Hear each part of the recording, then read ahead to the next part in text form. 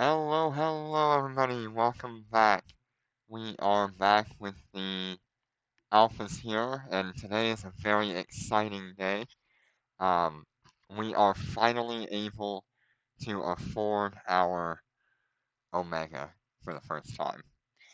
Now, I don't think I will activate it right away because the real the realistic way to do this would be to get to Tech 7, play through Tech 7 as an alpha, and when you hit Tech 8 or you finish the final amount of research for Tech 7, you will activate your Omega at Tech 8, and that will allow you to um, be much more capable in making ISK.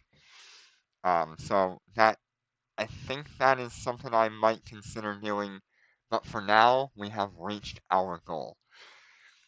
If you want to see me go through Tech 7, um, it will bring me stepping into the battlecruiser, the Prophecy or the Myrmidon during Tech 7, um, which means we will have a very different way of looking at our fits.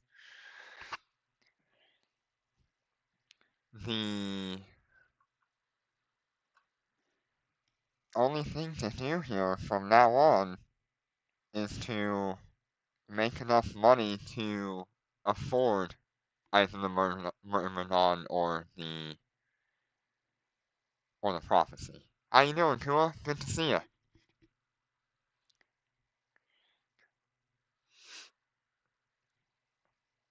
So let's go ahead and look at getting all of our boxes here. We'll look at like some of the cost of everything. I've already done all the math ahead of time. So last time we did one of these um, large increases in boxes, the offense box was worth 47.8 million, and the industry box was worth 72.4 million.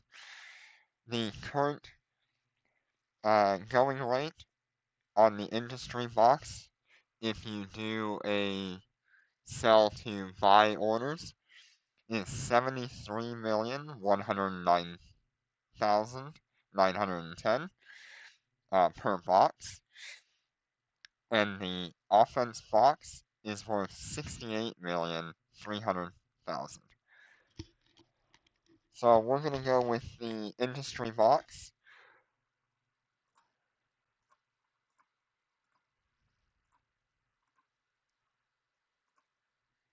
I don't have any audio going for whatever reason. I think it's part of that audio glitch again. Yep. If we choose to move into Tech 7 and continue doing the Alpha to Omega series, it'll be from Tech 7 until Tech 8.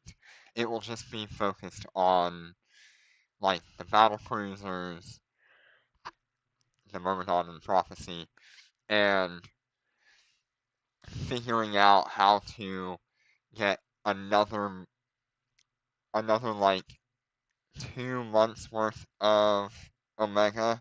I believe we could do that between the start of Tech 7 and the end of Tech 7. And that would be our goal for that time period.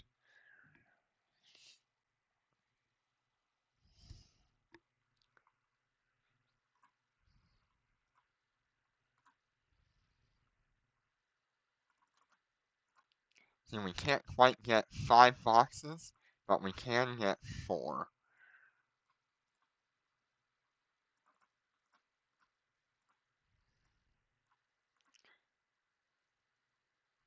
Yep, these tunes are fully high sec. Um, I had initially wanted to do some low-sec shenanigans, I guess you would call it. Um, but it ended up being that it just wasn't worth the effort of going out there and doing that with these characters.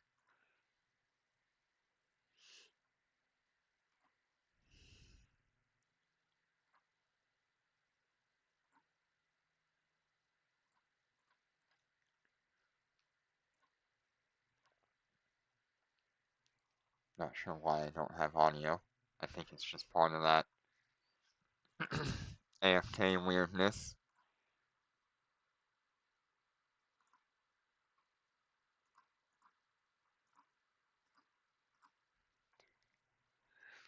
Alright, so we will grab the industry box because that is worth more than the offense box currently. Hey, no problem. No problem at all. I'm just glad you're here. So we'll grab 4 of those industry boxes.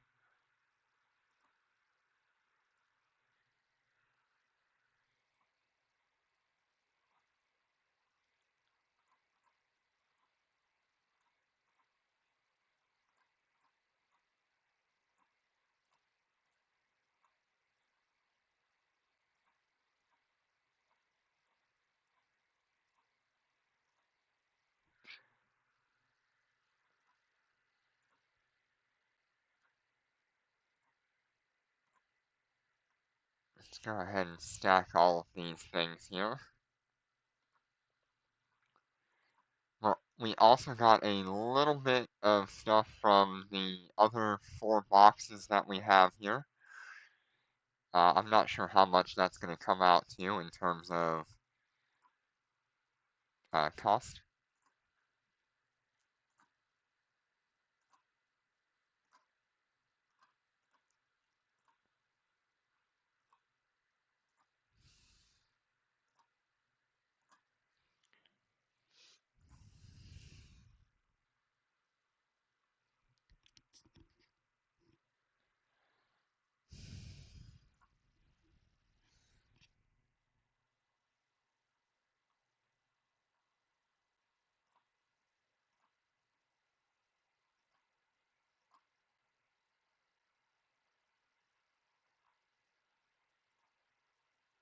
Okay. Uh, see what happens here.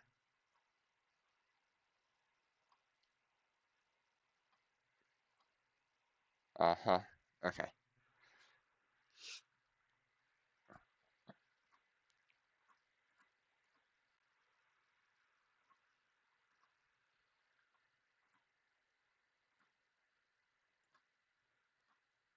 And before I sell all this, I'm going to shut all this down real quick and reboot it so I can have audio again. So give me just one moment.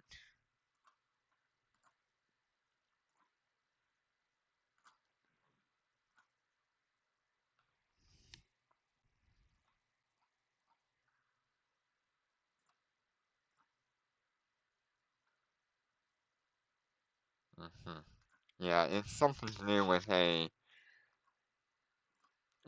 being AFK.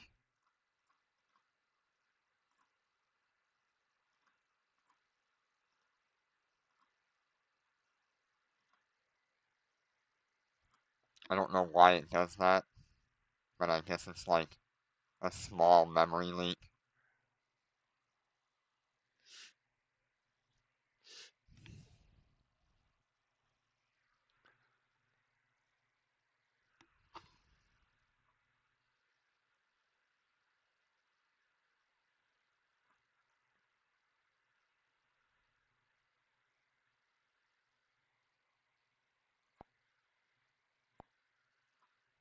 There we go. We have some audio now.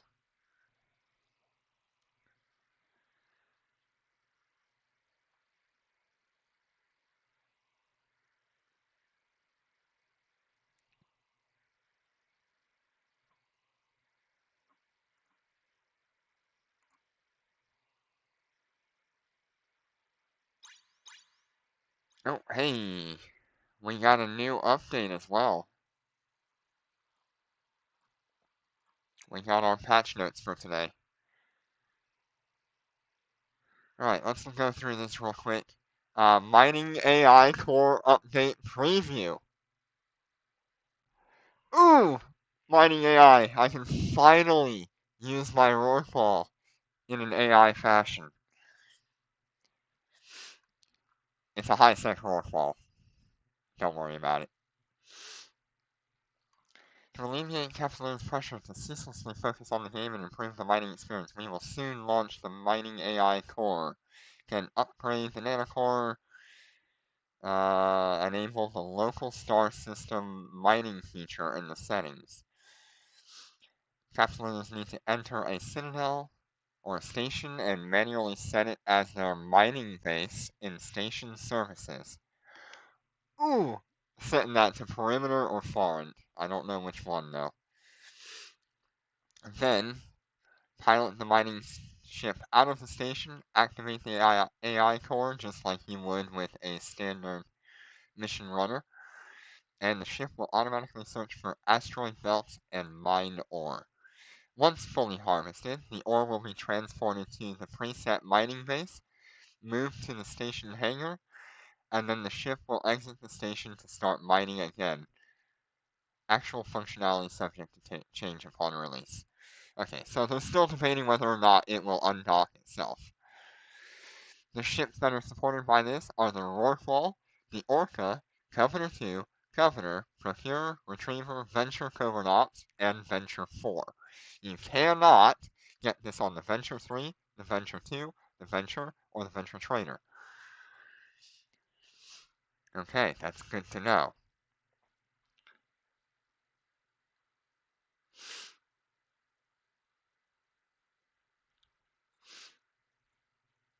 In future, we will introduce a verification code feature to further combat illegal groups and create a fairer gaming environment. Interesting. I wonder what they mean by that. Like, I'll have to input a PIN code in order for it to do all this? Weird. Alright, the first batch of started nanocores include Neon Gas, Illusory Ghost.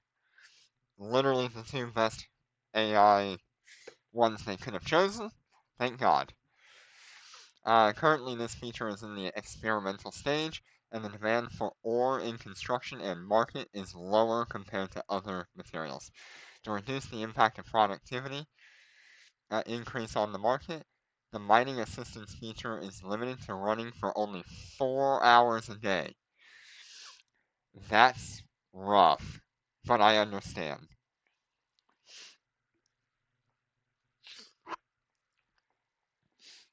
Subsequent adjustments will be introduced to gradually optimize the design of construction blueprints, and usage restrictions will be adjusted as needed to align with the combat assistance feature. Okay. Alliance fee update, unchanged. Some other changes there. Okay. And we will have Stellar Clash public announcement period extended by 1 week. Alright. Well, it's kind of an interesting update. We'll see how the Rorqual does with the AI core.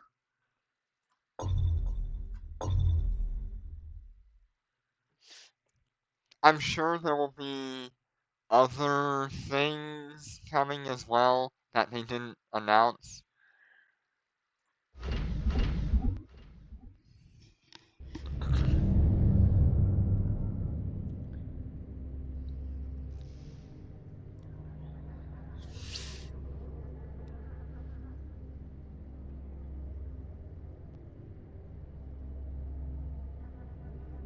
Wait for it to load everything in here. They usually have more than just one thing as their update. So, we'll see what happens. Let's go to inventory and let's get this material sold. Okay, so we're going to sell all of the available items that I can here. And we will sell it to buy orders. So this is the price that we're going to get for these items.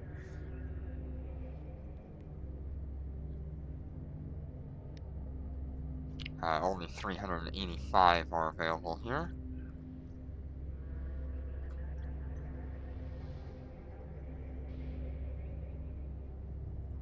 And that's from 4 boxes, pretty much.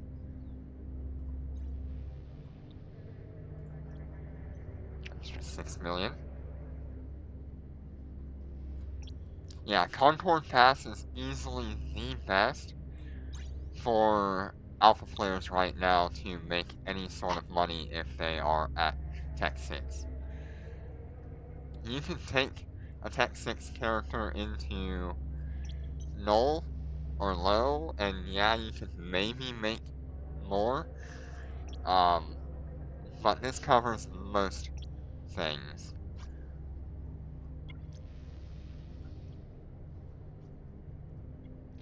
Hi, Jenner. Good to see you. How you doing?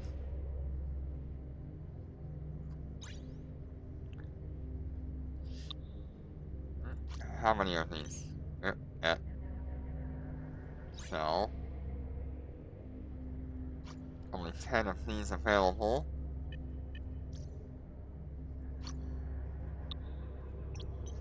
Okay. And then we will sell the rest in a new batch. Yeah, you really could. If you had the willpower to make 10 different accounts, preferably it would be better for you to have 10 different accounts rather than like 3 or 4 accounts with all of the character slots full.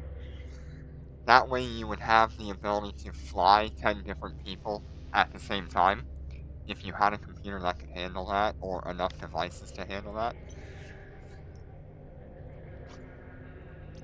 It would also mean that you could take multiple characters and go into multiple dormant realms, and that's worth a lot.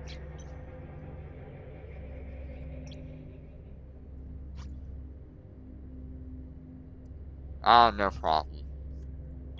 I'm just glad he could be here.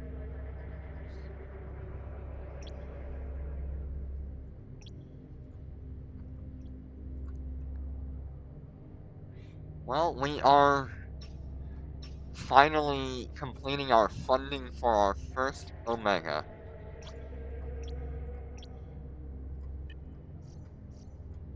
This is going to be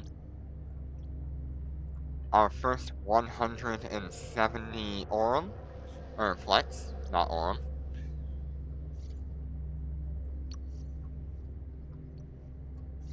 We won't activate our Omega until we hit Tech 8, or if enough people say that they're good with what I've done here and they don't really want to see me go through Tech 7.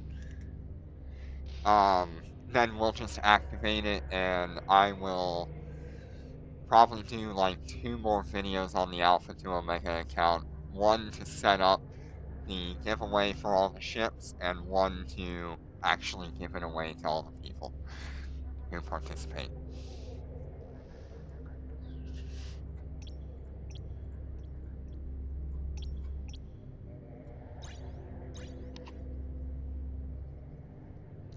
Alright, so we need to buy 25.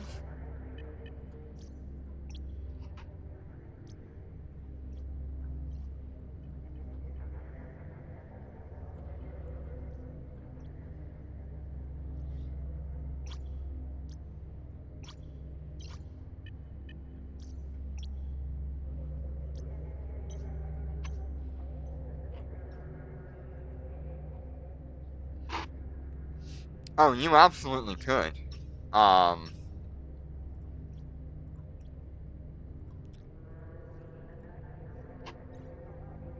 let's see. In the I have to check the character. Ooh, we're 10 days away from Tech 7. Nice. So, characters.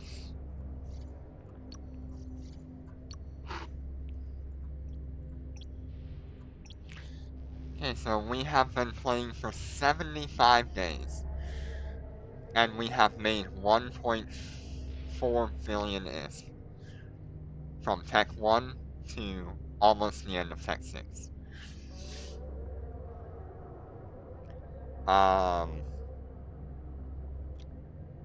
Tech 7 to Tech 8, I believe, is 5 months, if I'm not wrong. It's like 4 or 5 months. I can't remember off the top of my head. But that is 4 Concord passes ish that we could essentially AFK and make another like 2 months of Omega, or you could make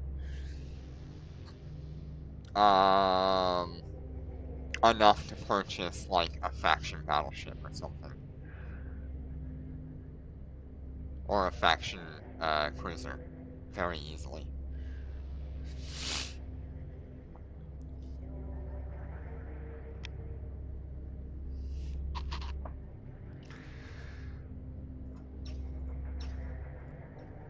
And just to show you here,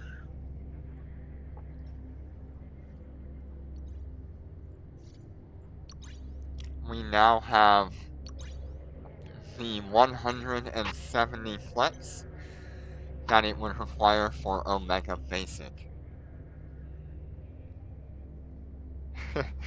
Yeah, as much as I would like to make a montage of day 1 um, to day 75 now, I don't have the skills nor the time to make that kind of a montage and go through all of my streams.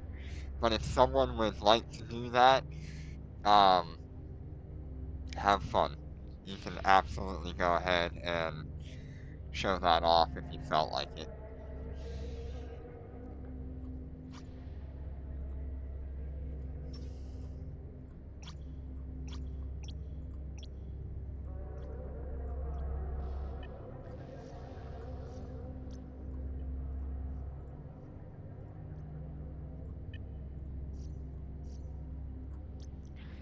Alright, and let me just go to the store real quick.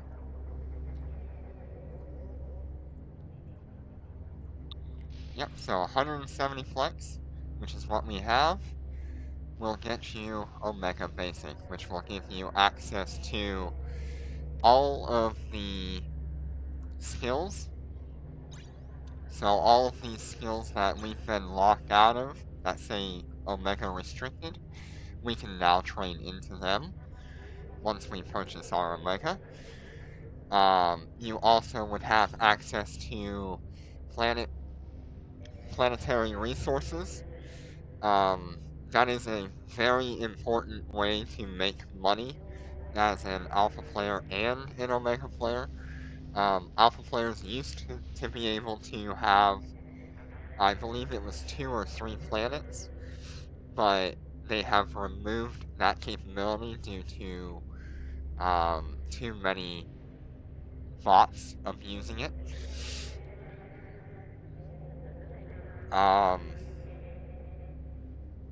It is such a good method of making money. It is equivalent to having a Concord pass being completed every 2 weeks and selling the boxes. It is such a ridiculous amount of income.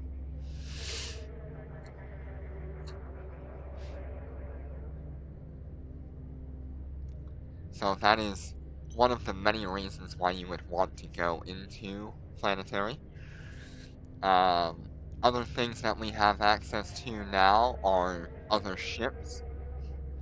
There are a load of ships that we did not have access to previously, such as like the interceptors. Um, we can train into things like the faction frigates because they require the advanced skills.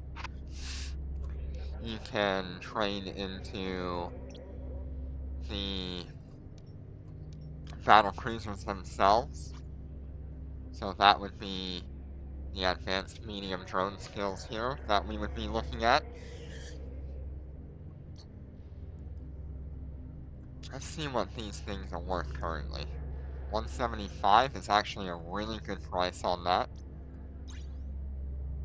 And 184. Looks like the Prophecy is likely to be our ship of choice.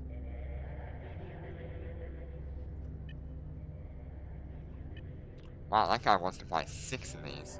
Interesting.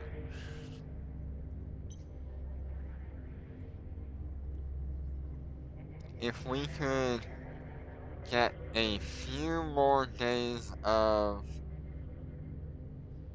the Concord Pass and get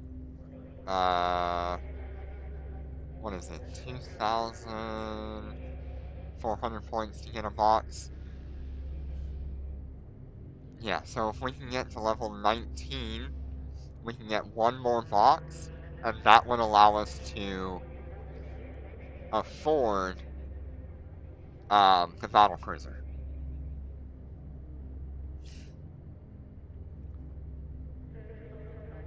So not only did we can actually do that. We're less than 100 points. We're at 94 points left. So just being online will slowly get us there. Let's see. 2 points, 4 points, 8 points. Let's try to get that battle cruiser today.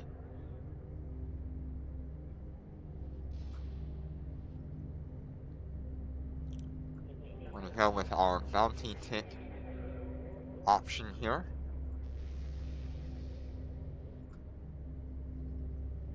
That's way too much. We're never gonna make that much in a short amount of time.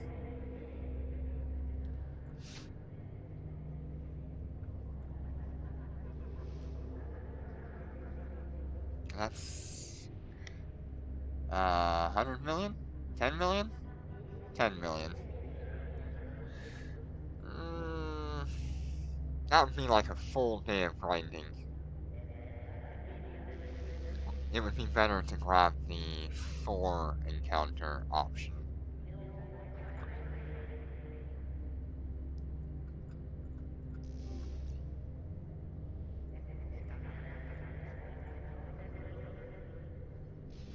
Okay, let's see what combat missions we have left that we could get. I want the 2 million, and we've got the 5 million.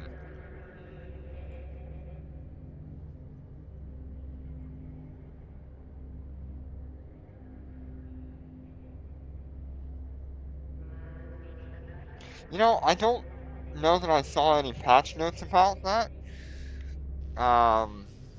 But it's possible they just shadow fixed it in one of the random updates we got.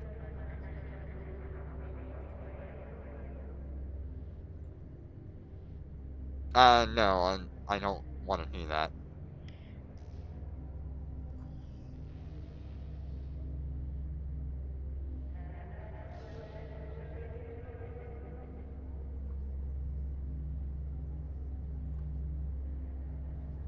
Mostly because I don't have any materials to try to do that.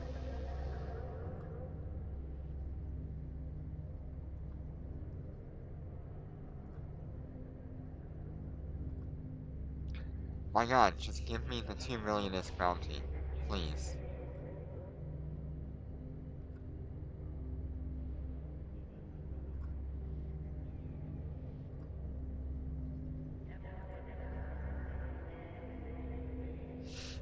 Wow, what is this RNG? Doesn't exist. We saw it in the list.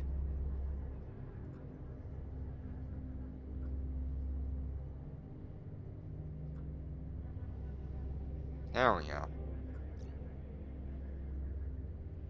2 million ISK, 4 encounters, 5 million ISK. That's not bad at all.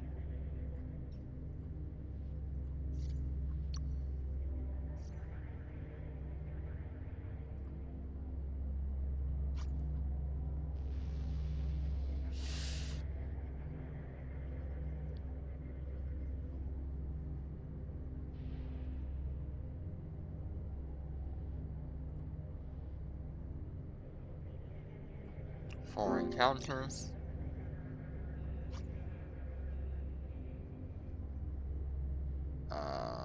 That's 10 million ISK. That's 50 million ISK. It's 100. Come on, man.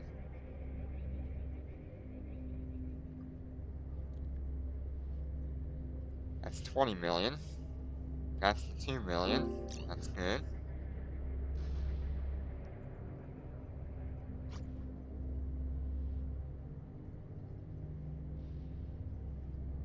Now I need the 5 million ISK one. There it is.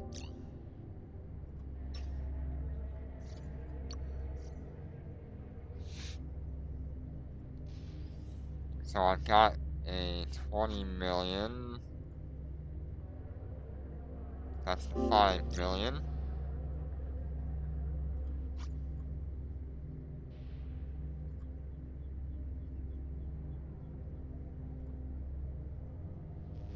That's 2 million. And this needs the 4 missions.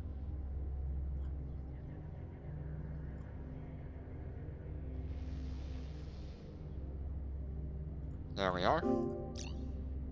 Alright. Let's go ahead and get ourselves fleeted up.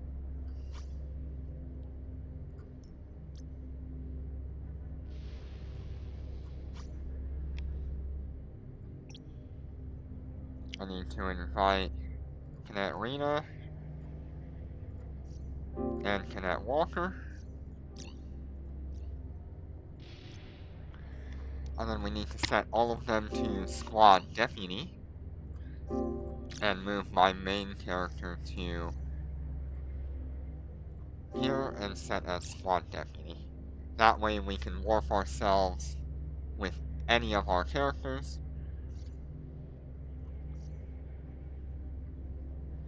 And we're gonna go to Perimeter. We're gonna go to our home in Perimeter first, so we can drop off a bunch of stuff.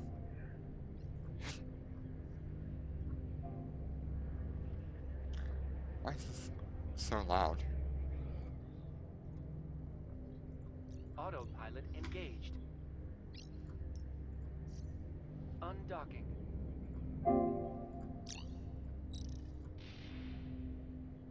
Okay, here we go.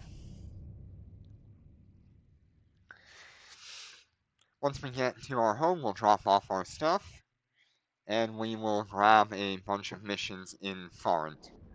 Warp drive active.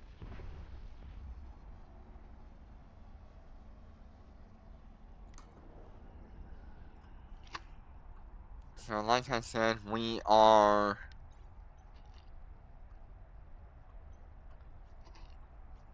14 days on this character, 10 days on this character, and 13 days on that character.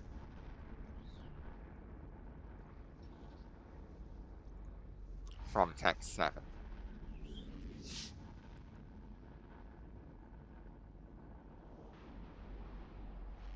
Warp drive active.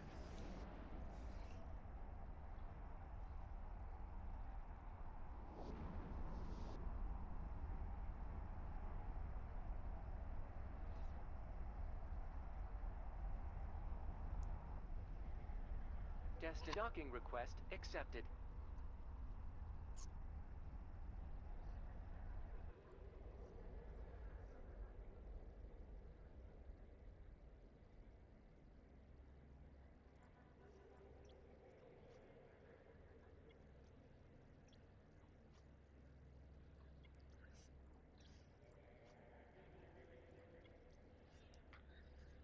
while we're here, we're gonna go ahead and stack everything here.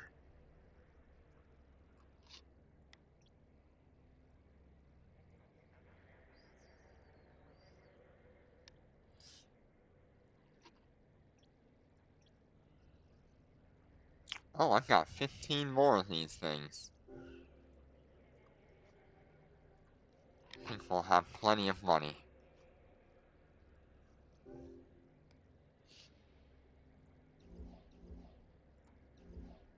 Okay, I guess at the end of this we will go ahead and sell that stuff off as well.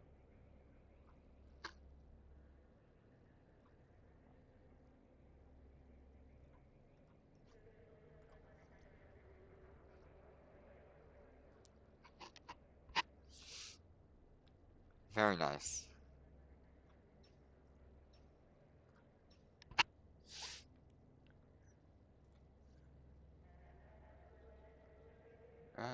Encounters.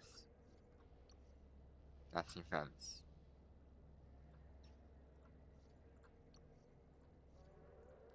And we have not grabbed our corporation skill points either. So when we hit text 7 or 8, we can actually have a lot of skill points in reserve. We're going to grab all of these 0.5 missions. They are the ones that are in foreign.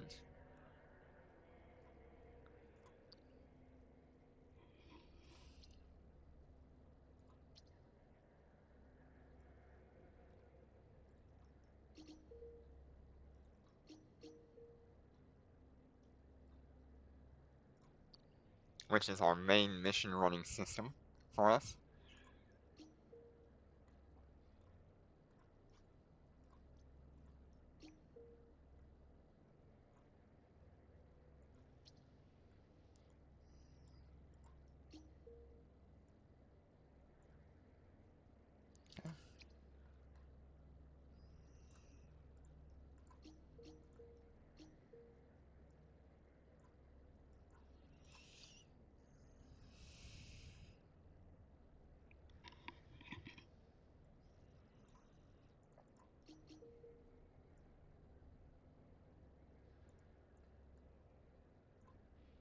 Very nice.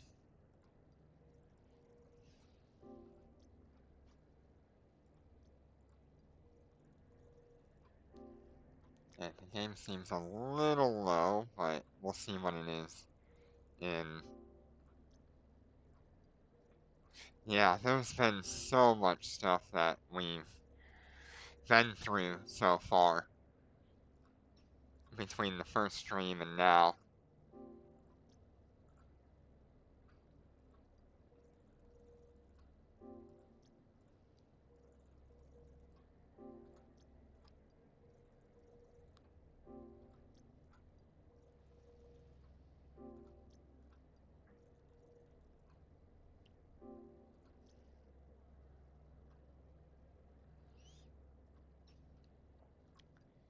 We went through frigates, destroyers, cruisers, and we still have a little ways to go if we want to continue this to Tech 8.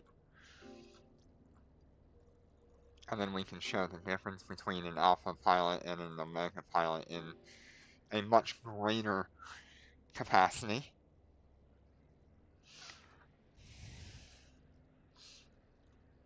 Alright. Let's take all of our characters now to Foreign.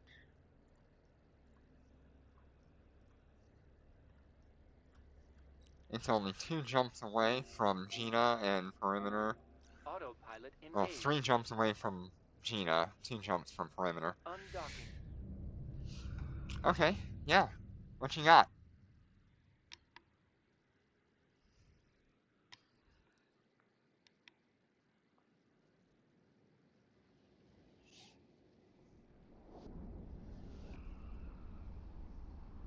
Warp drive active.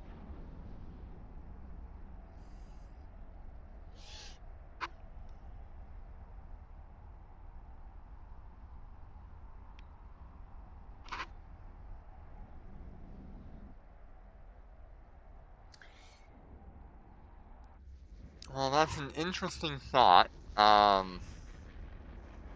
I always I always look at a problem like that more as a would I enjoy the ship? Warp Um, drive active. and would the ship be providing me any benefits? Because realistically, right now, uh, Scions are worth like 55, right?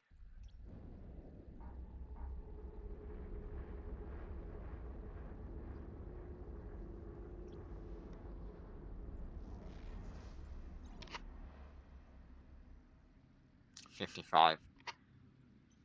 So if you were to sell one of those Scion holes, you would have 70-ish billion. If you were to sell two of them, you would be at 130 billion. Uh, it's hard to get rid of a ship like the Cyan, just because it is so much better than the other carriers that are around it. Its only real competition is the Lucent Moon. But if you feel like the Chimera is going to either save you ISK or make you ISK,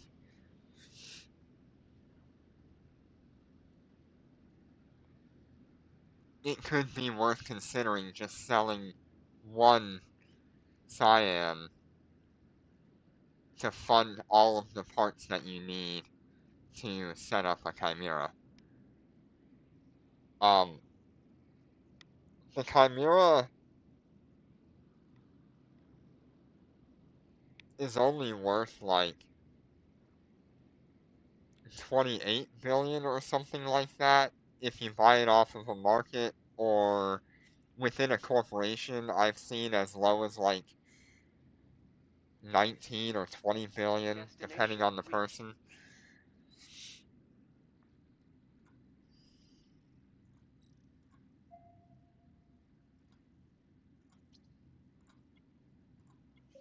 Fleet warp. Warp drive active.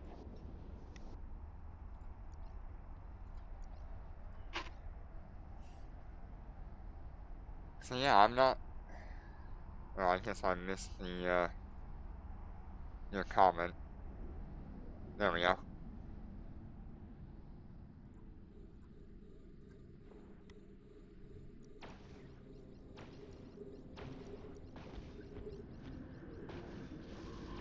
Yeah, definitely always try to have a ship that you can replace without issue. Um, and the Cyan is extraordinarily expensive, Under attack. but for good reason. Um, it's why a lot of corporations don't do SRP for a Cyan.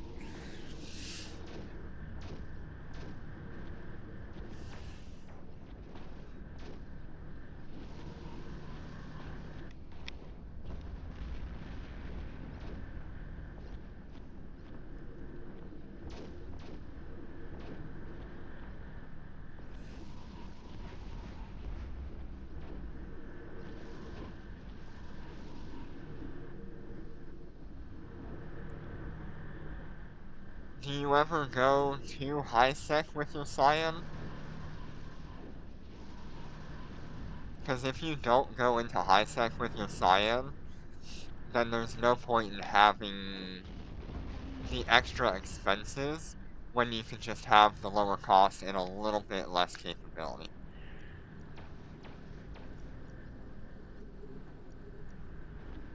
And then you would be saving a lot of ISK, which you could put toward something significantly more expensive, or you can use it to fund much better modules and equipment for the replacement ship that you choose, like the Chimera.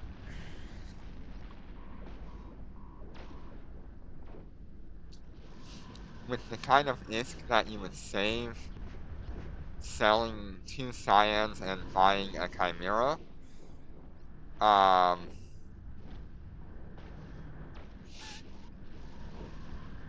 you would be able to fund the versatile assault carrier of your choice.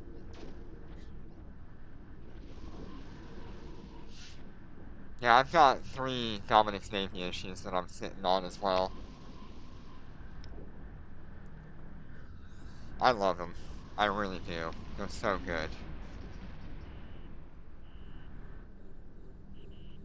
We're being warp scrambled. We're under attack.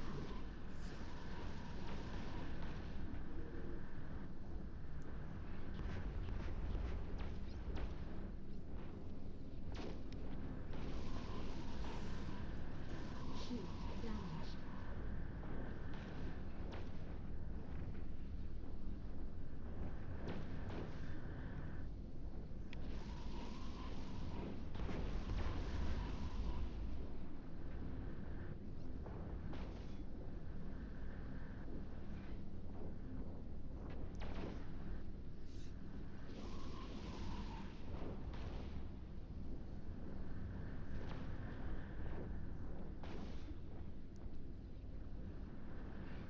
Yeah, I think if you look at it from a perspective of We're under trying to further your account monetarily, and asset-wise, selling the 2 Cyans and getting a Chimera would allow you to get, like, a versatile assault carrier of your choice, which is a pretty good option right there.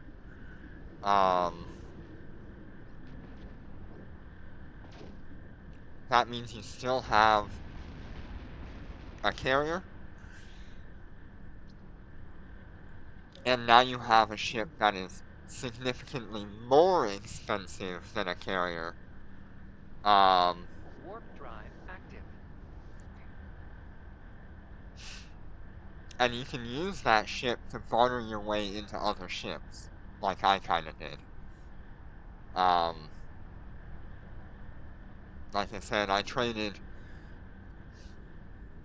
2 Cyans and a Orca to get myself the,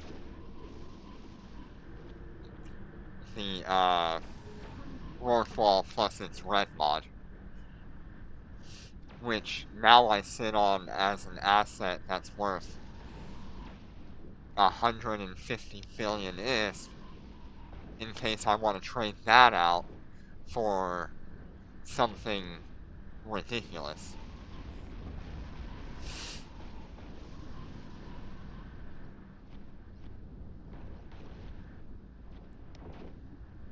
Since I'm in high sec 99% of my time, I don't really worry about trying to replace a ship. I look at how much I can get out of what I have.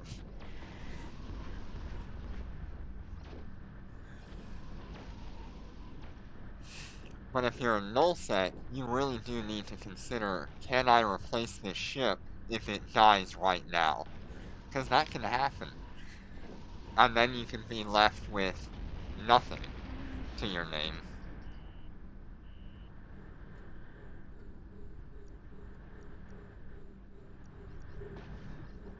You could take those 2 Cyans, sell them outright, and you can fund like 4 Chimeras.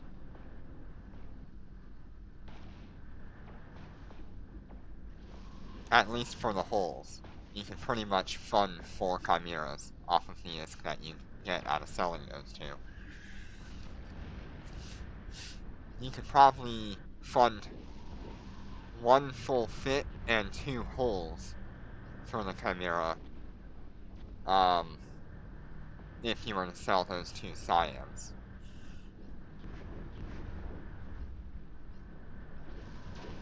So you would be gaining a lot of backup capability by doing that. And it would save you from having to do SRP right away on a ship if you had saved up enough to just move into the next one.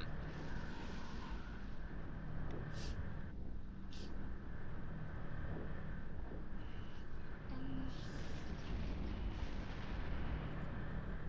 We're under attack. We're under attack.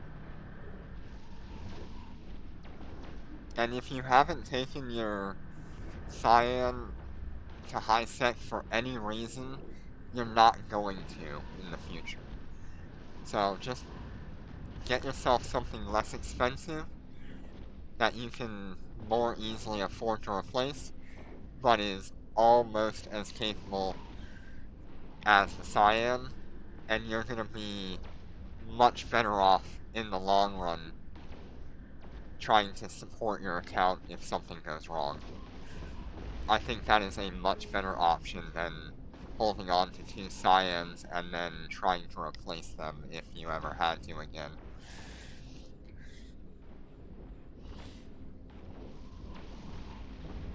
And you can still use them quite well as bartering tools, because a lot of people are still looking to get into carriers.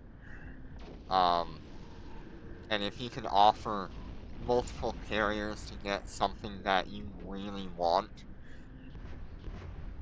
some people would definitely be willing to make that kind of a trade. Fleet warp.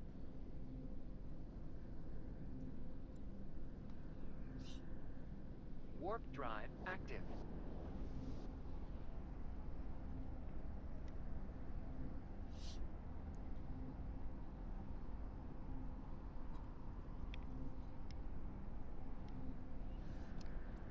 And as I understand it, the corporation you're in, Silent Alliance, and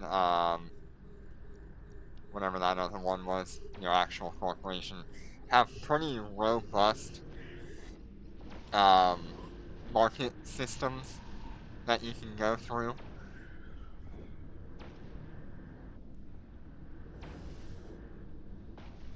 Especially since they're mostly a PvP alliance.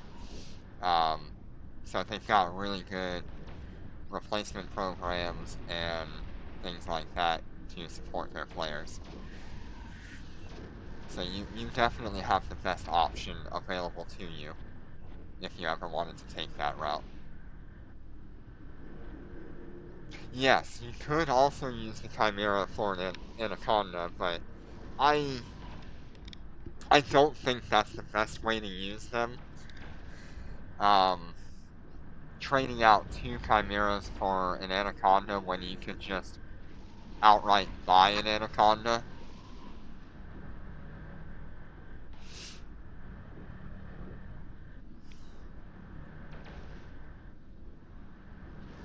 We're under attack. Yeah, there's a lot of benefits to doing what you're thinking about.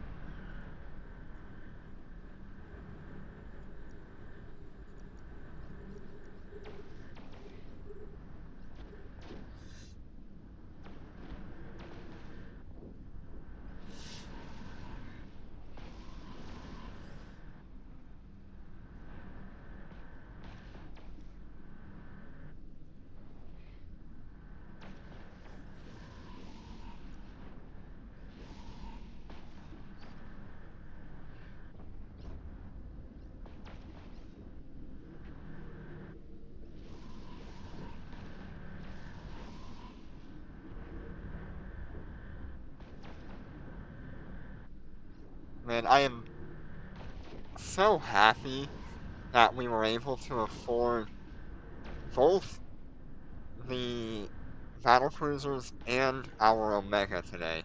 What a nice birthday gift. It's been a lot of work doing that.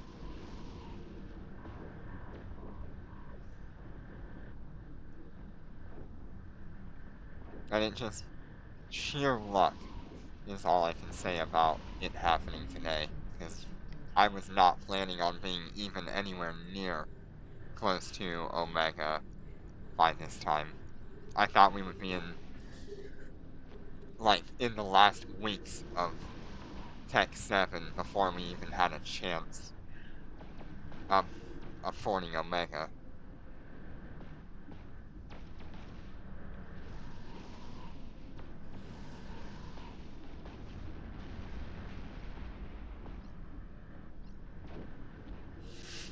We're under attack.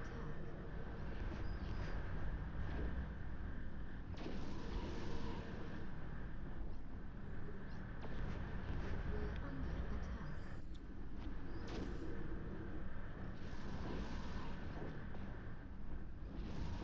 Shield damaged.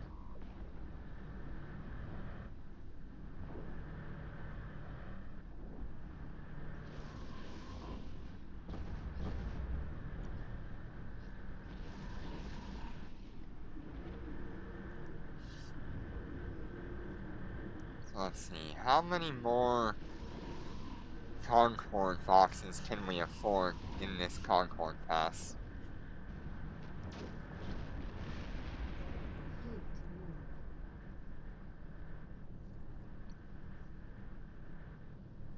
Warp drive active. The Phoenix bodyguards are sitting as a Dormant Realm and event, high-sec event mission runner.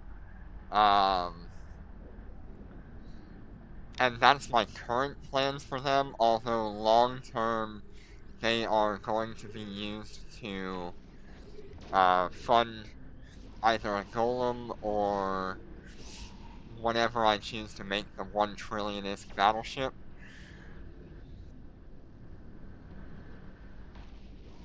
I'm expecting that I would have to sell off my Raven navies and my Dominix navies in order to purchase the golems off of the market, because I'd really rather not buy. I'd really rather not have to buy more loot crates if I have to.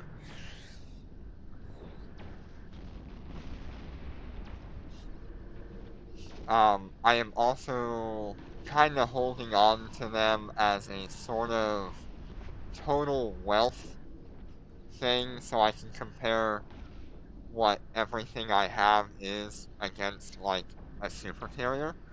I think it would be absolutely hilarious if I could find a way to purchase and own a super carrier in high-sec.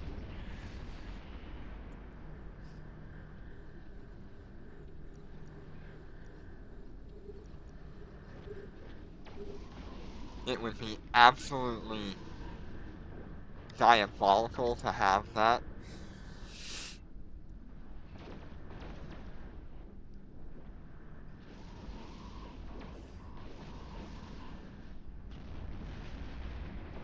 But it would take every single bit of my asset wealth in order to try to afford a super carrier, and then to try to have it shipped from a null-sec or low-sec ITC to Gina is a whole nother problem. They've made it available to do with the in-game system, but I'm pretty sure it'll cost an arm and a leg just to do that.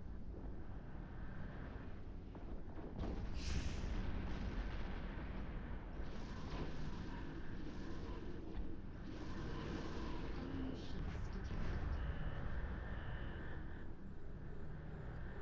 We're under attack.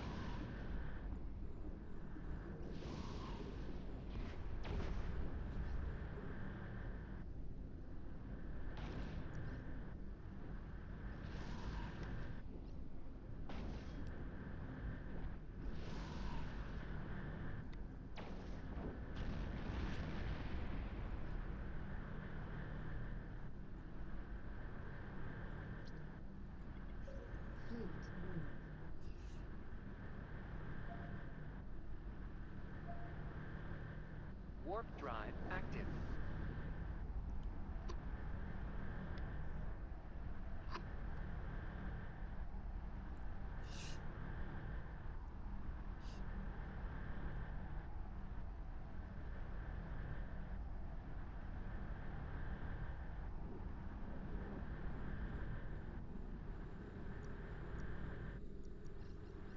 We're under attack.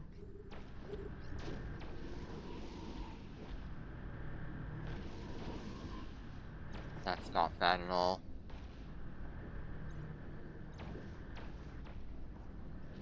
That's a pretty good bounty tick for these.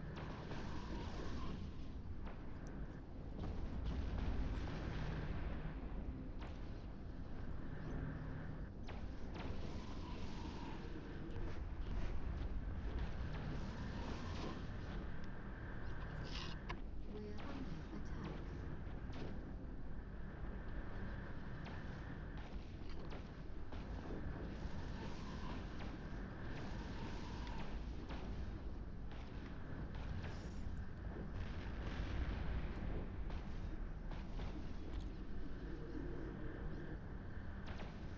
$1.6 million is one of the best bounty ticks we've had so far. I'm pretty happy with that. Enemy ships detected.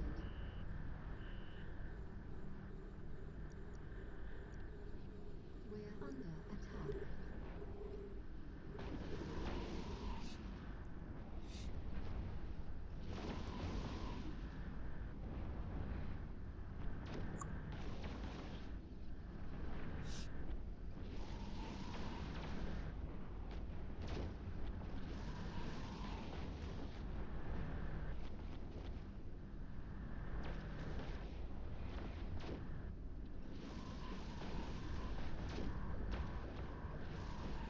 Something that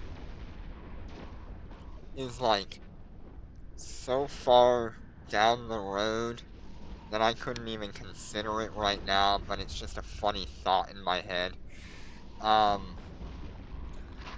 My friend and I spent over a year on and off just building a carrier in HiSec.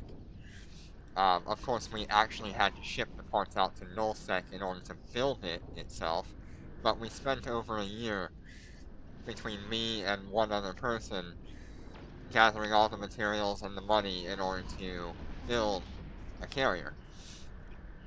Well, that kind of led me and him down the path of, what if we try to build a Titan when they come out? It's really dumb. I don't see how two people could do it, because the amount of time that you would have to invest in material gathering and running missions would be insane. I mean, the super carrier is already, like, if we were to play every single day and pool all of our ISK together, we might be able to build one within 2 years for a super carrier.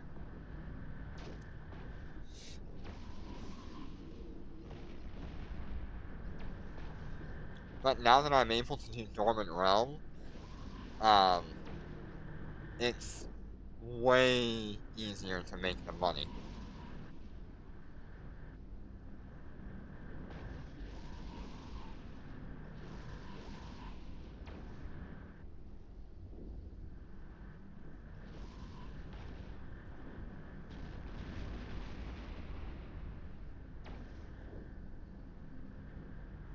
So we're slowly getting to the point where we can actually, like, consider some ridiculous project like that.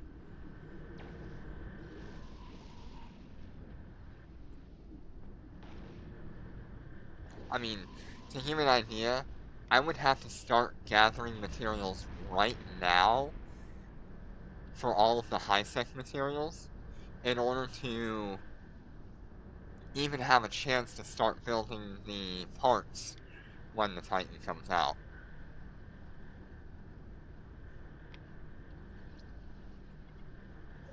Fleet rule.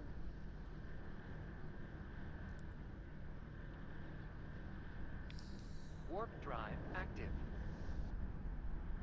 So if corporations are not gathering their materials and making sure they have a stockpile, they are not going to have a Titan when it comes out. It needs to be a large stockpile of every material and mineral in the game.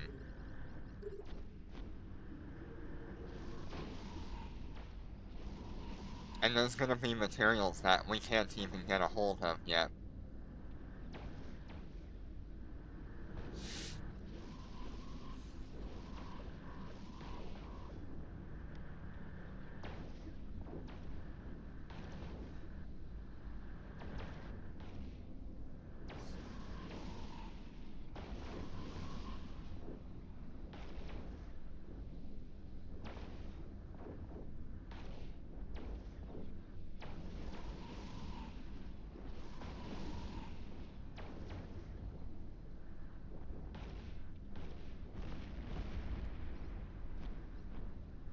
I can't remember the full statistics, but at the height of EVE Online's, at the height of EVE Online's Titan manufacturing, I believe they were making like 5 a month or something like that. Which is absolutely insane. But we can't even build like 5 carriers within our corporation and alliance in most cases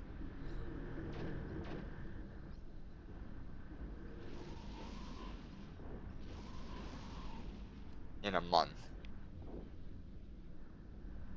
I'm sure if we were to gear ourselves into a more industry and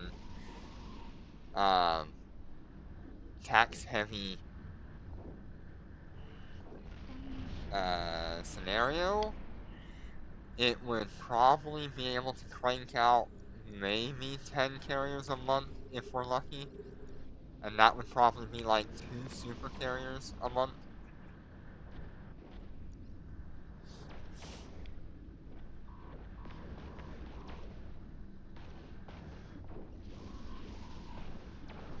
Maybe 4 super carriers a month if we're like really good at it.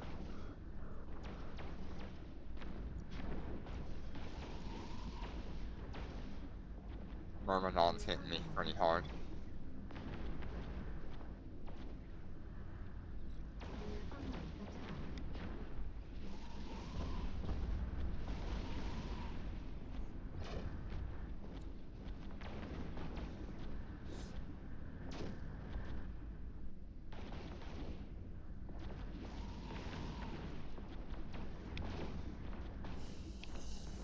attack.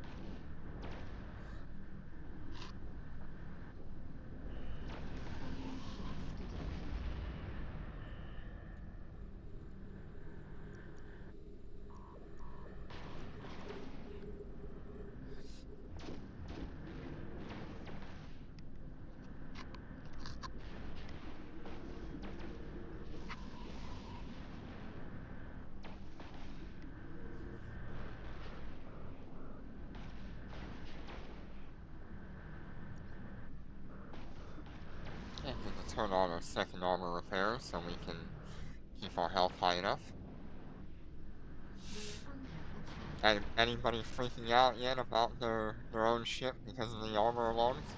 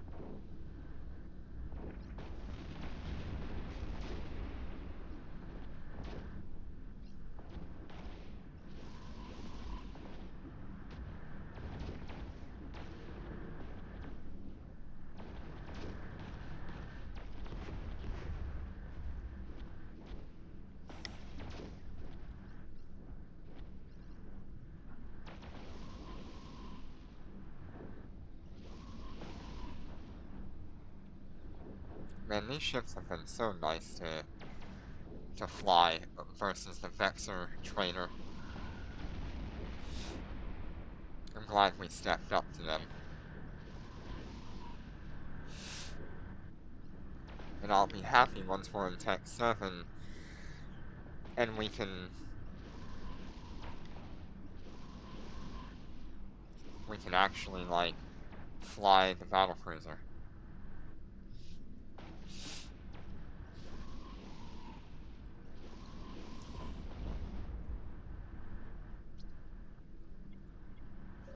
Fleet warp.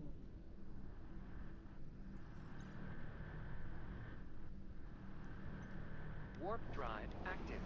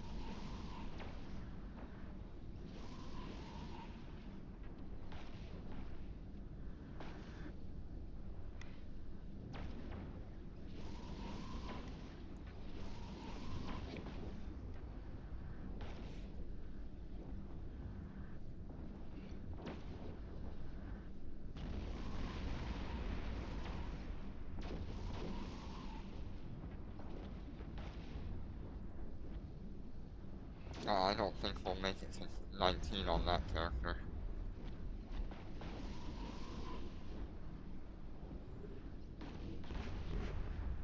We're at 28 out of 100.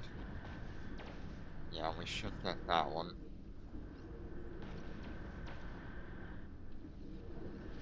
28 out of 100. Yep.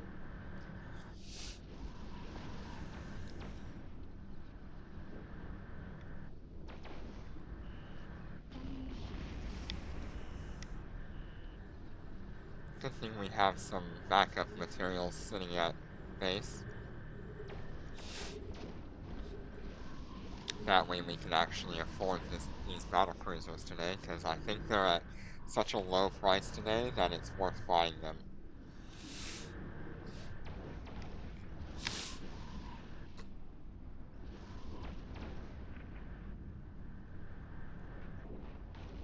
We're under attack.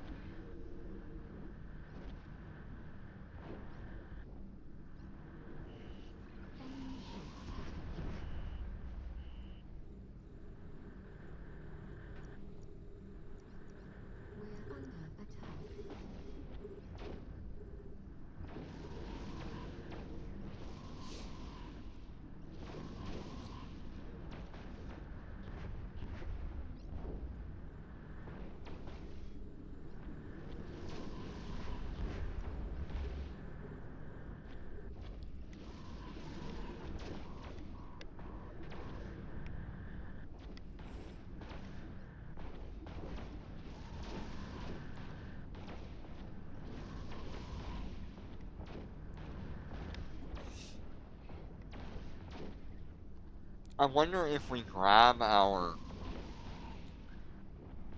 corporation rewards, if that will put us like right at Tech 7. I believe it's supposed to be like 1,000,000 skill points. Or is it like 400,000? I can't remember. It's one of those two large numbers.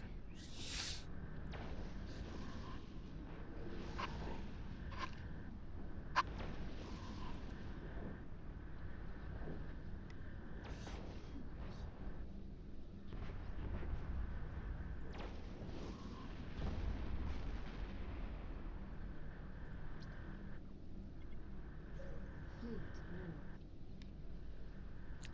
I don't even remember if the Warp drive active. rewards from the corporation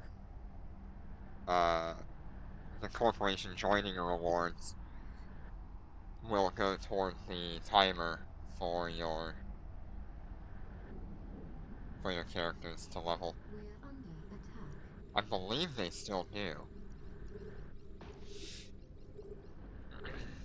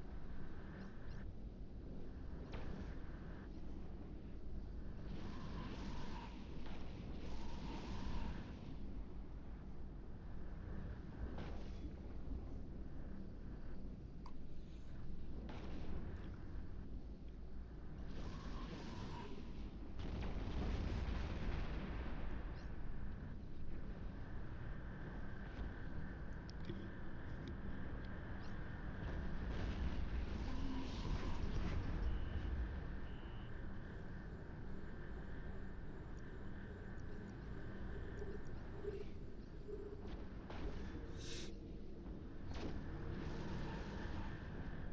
A few more Concord Pass points. Very nice.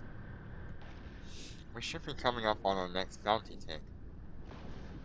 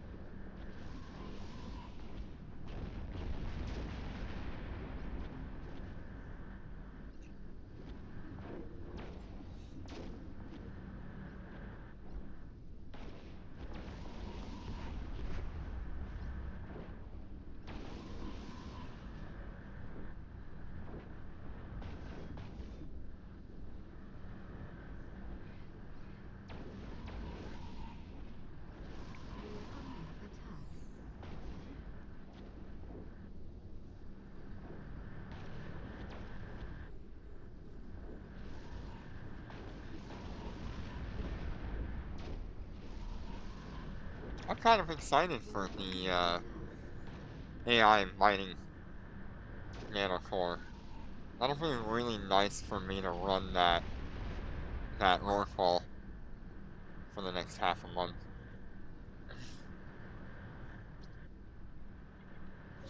Fleet War. I wonder how it'll interact with HiSec and the Seal mod.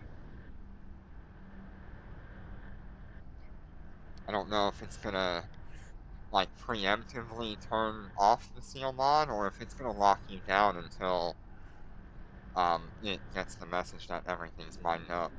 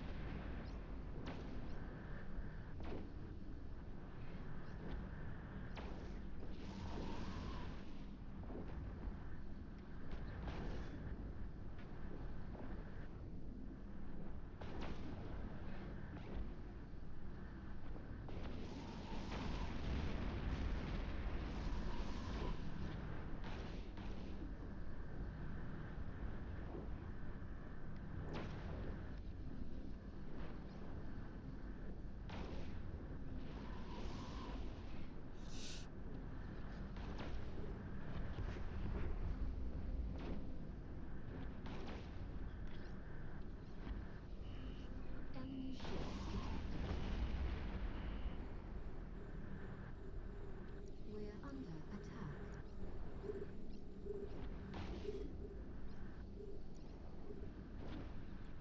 We're under attack.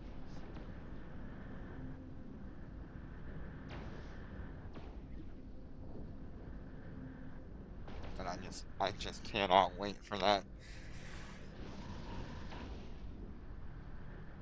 I know so many people are going to die using the AI core too in nullsec. It'll definitely make prices go up for materials and stuff if people are dying left and right because of the AI core on industry ships.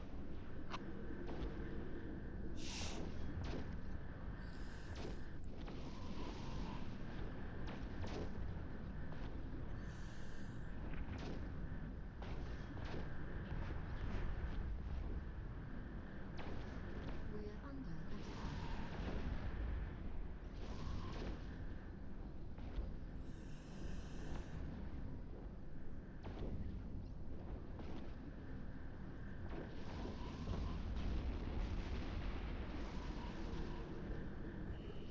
Enemy ships detected. We're under attack.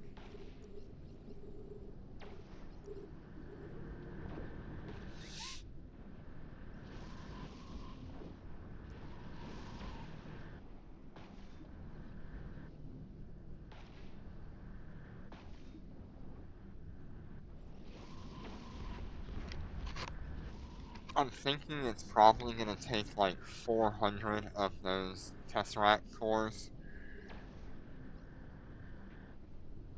So we'll have to see how I'm gonna go about getting that. I think I'll just have to roll the random shop to try to get more.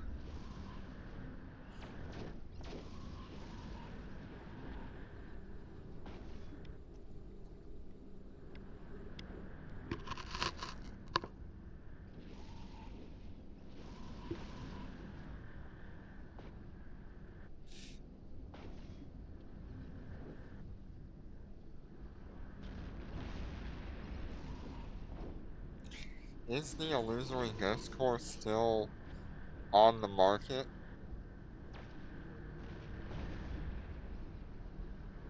Neon Rain, Neon Gas. Yeah, you guys need to get yourself the neon gas one so you can have your AI core for your industry. If you don't already have one. Fleet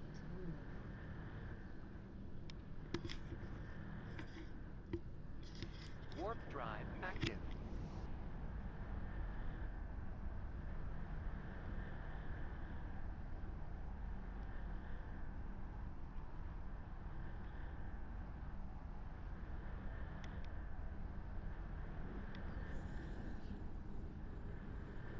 We're under attack.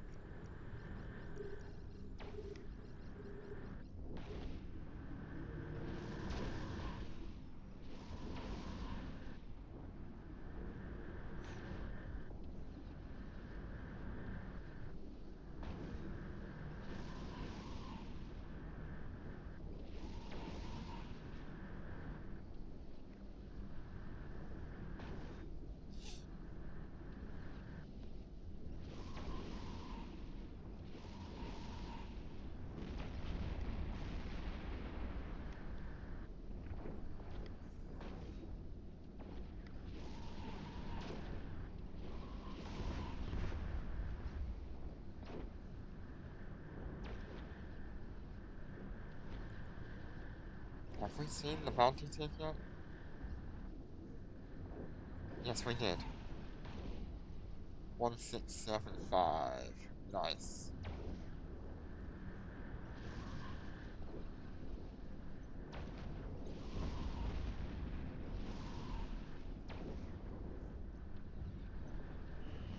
Enemy ships detected. We're under attack.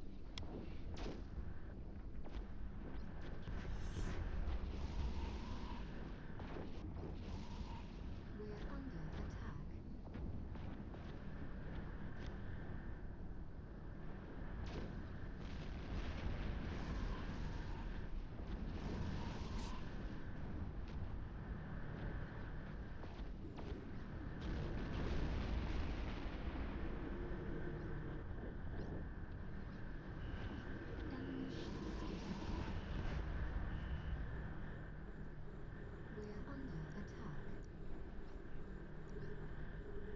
ships detected. We're under attack. We're under attack. Ooh yeah.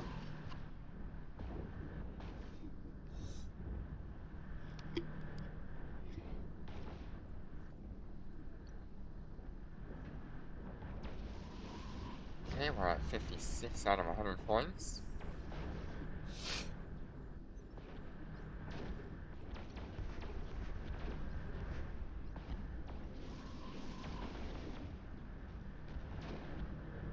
This one's gonna be the only one that doesn't make it, because it's only got like 44 points left.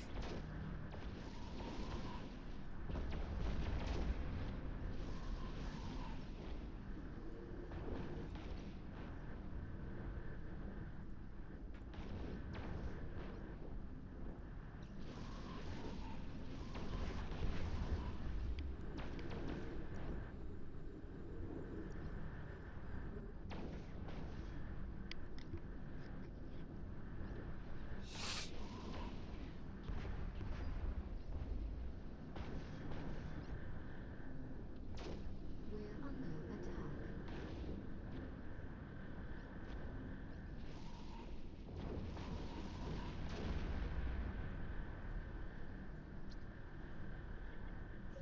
Fleet War.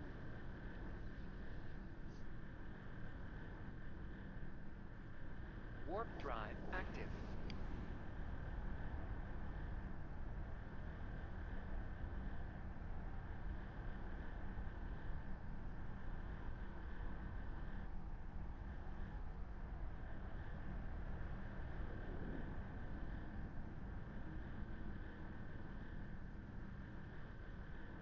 We're under attack. We're under attack. We're under attack.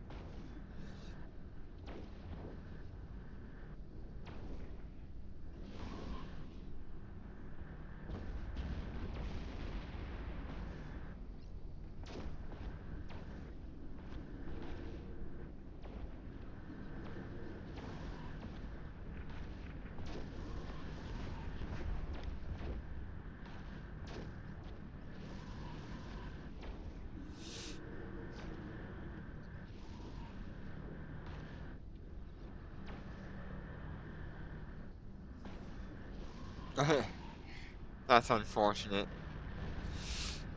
I'm sure they probably have a lot of people trying to use it at the same time, so it'll happen. It's going good. We're just working on getting our last little bit of the Concord Pass, so that way we can buy the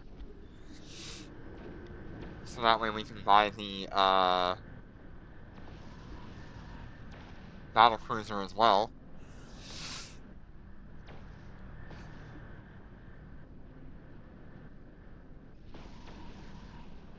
We were, as you can see here, we were able to fund our Omega, so now we have that available to us when we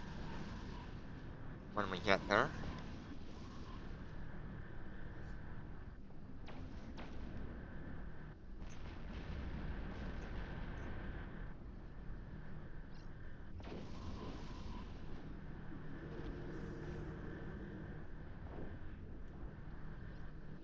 I'm not sure how much of Tech 7 that I want to show off. We might get one Alpha to Omega video every couple weeks, or one a month. I don't know. Depends on how I'm feeling, because I know I'll want to do a couple of Alpha to Omega videos with, or streams with the battle cruisers, just to show the upgrade from the Vexor to the battle cruiser as an Alpha. But after that, it's just waiting for Tech 8 and trying to build a better battle cruiser.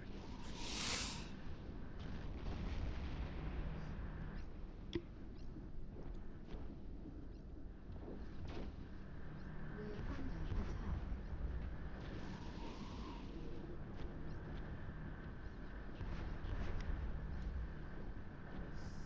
So it really is like, we've only got a few more videos left of the Alphas. We're under attack. They've pretty well served their purpose, but the maximum I would get out of them at this point would be showing off the difference between Tech 7 and Tech 8.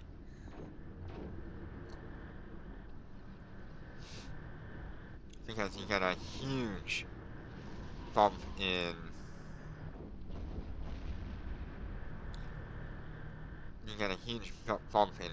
income when you move to Tech 8.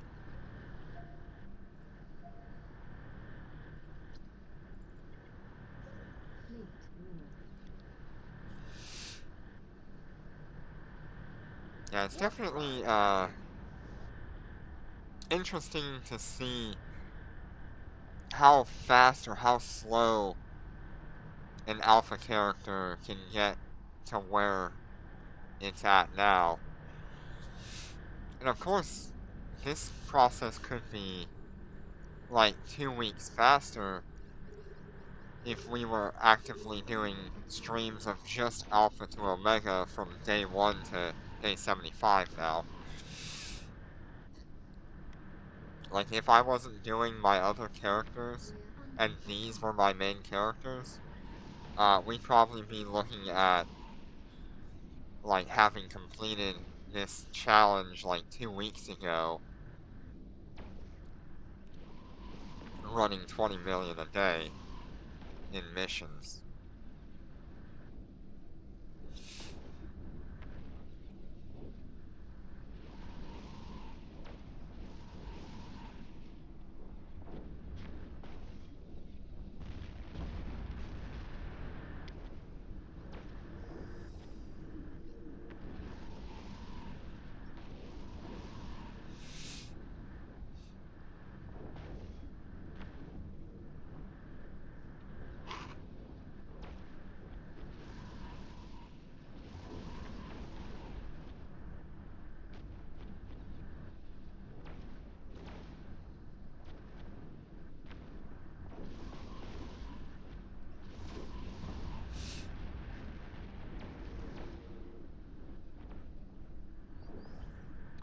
Yeah, I haven't tried yet.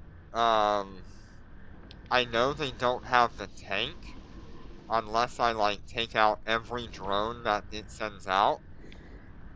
Maybe it'll survive that, but it would be very hard for the Marshals to actually survive the Cyan spawn in their current form. If I was to remove all the DPS from them and run tank, it would survive the tank, but it could not kill the Cyan.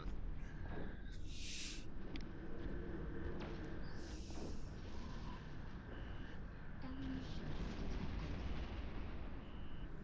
The high slots really are not a problem on the Cyan.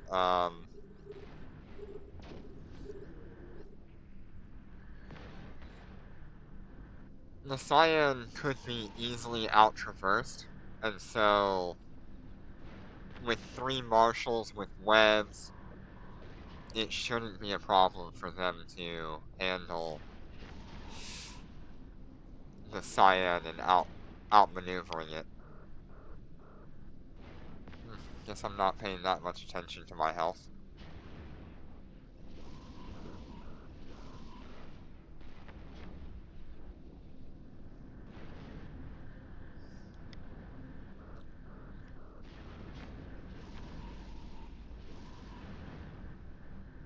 That's why we have armor alarms.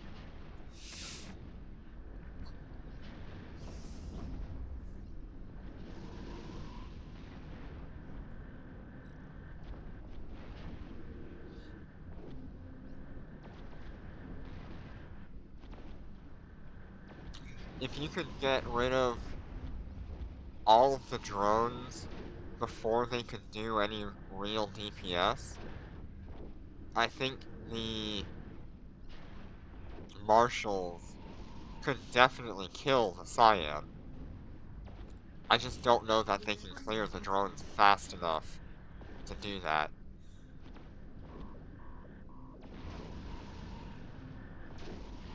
And I'm not really willing to risk the cost of one of my Marshals at Shield damage. however much it's worth now.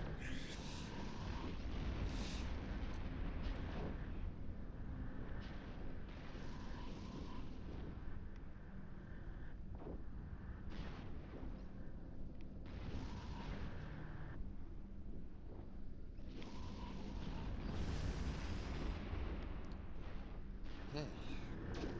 Another bounty tick here. 1653. Very nice.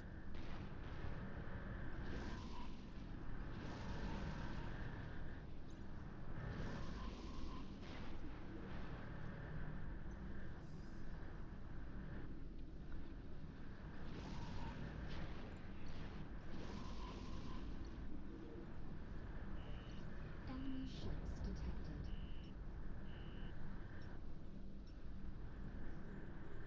We're under attack.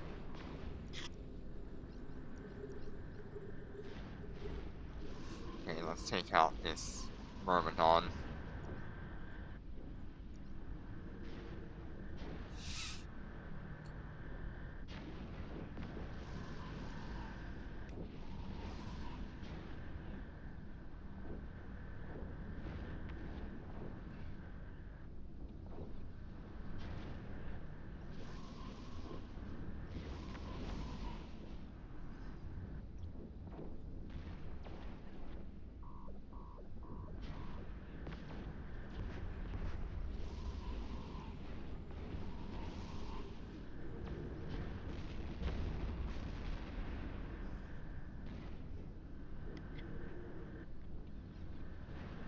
We're under attack.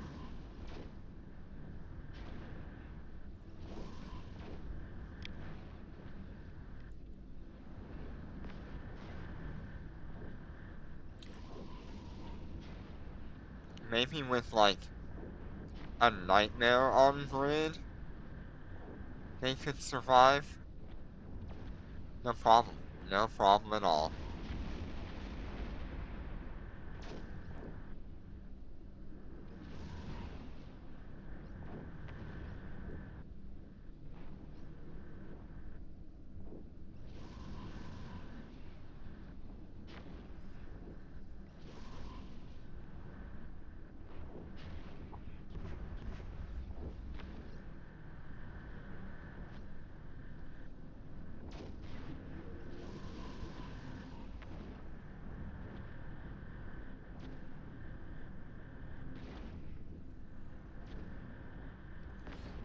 It would have to be like a nightmare or like a force auxiliary or something like that to keep them alive.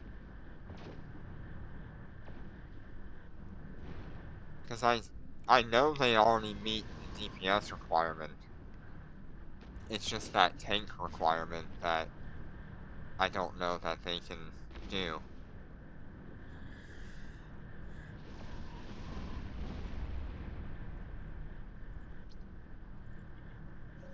Fleet War.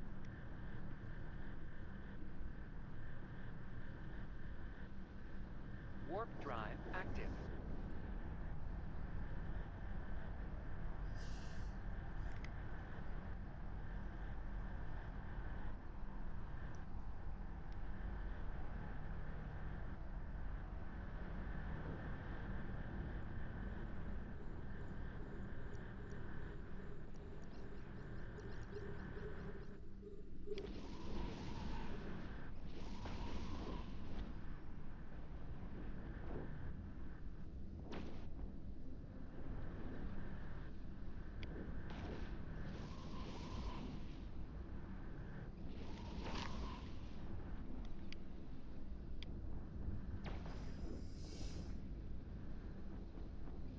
Yes, I've done some of them as analyzed.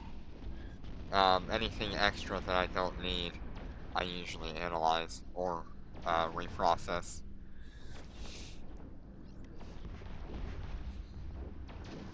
We're under attack.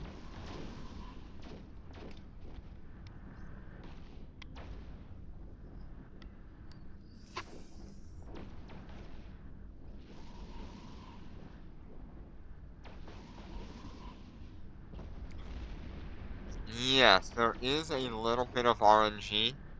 Um, so when you analyze a nanocore, such as like a Dominic's nanocore, there's a chance that you will gain. Enemy ships detected. It's either like a chance to gain like an extra level of a skill that you already have, um, such as like the uh, drone activation time or whatever. It's either that way or it builds up XP for each time you reprocess it, so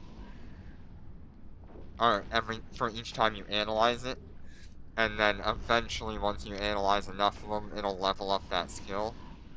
It might be that way as well, but I know the initial one is going to be RNG.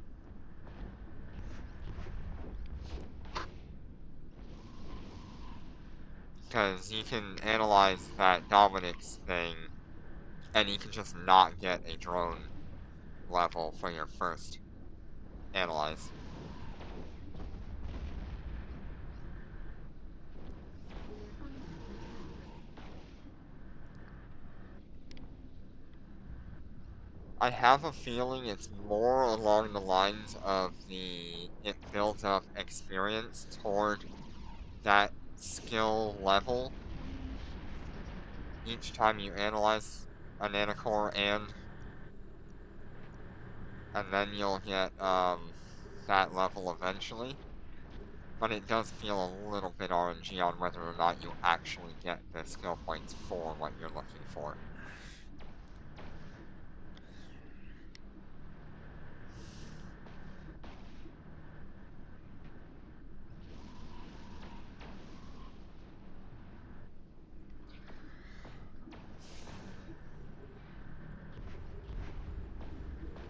I haven't seen any sort of explanation to it anywhere on the internet either. And so this is just from my experience. Yeah, certainly use the Concord Fox. It's always good to do. Especially if you're not using your Concord points for anything else, just roll for a box and see if you can get whatever you wanted.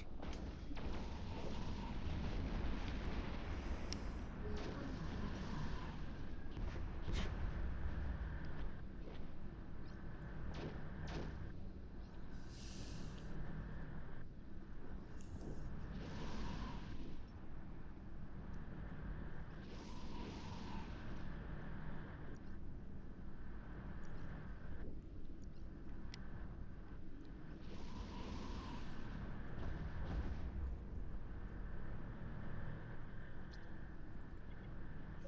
Fleet war.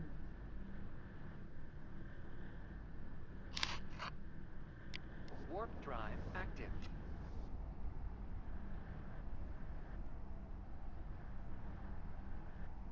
I wish I had, like, a bunch of the same...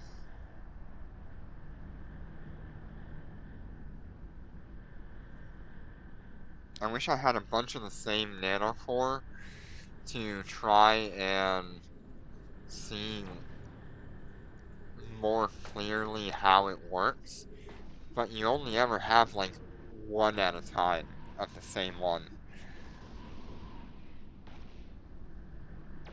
That would make for a good video though.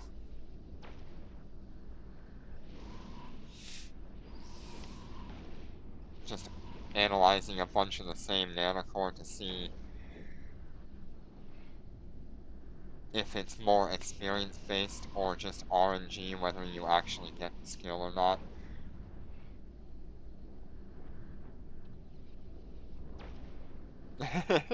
It would take multiple months of Concord to try to prove that.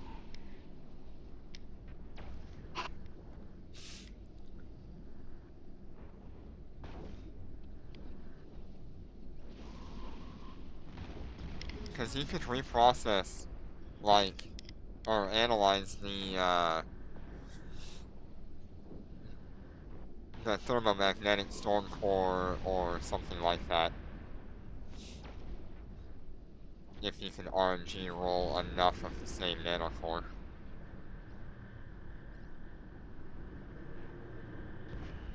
Enemy ships detected.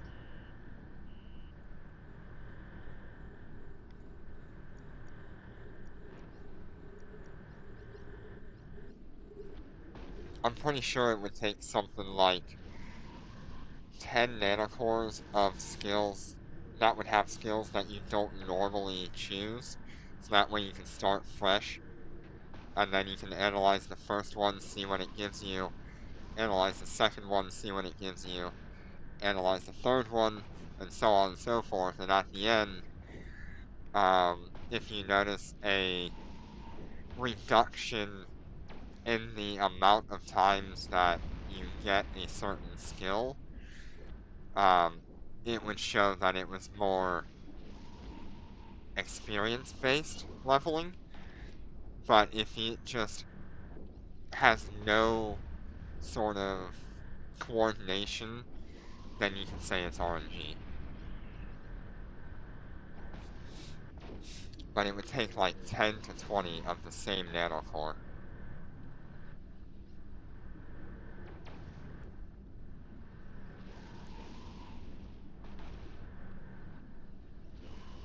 Enemy ships detected.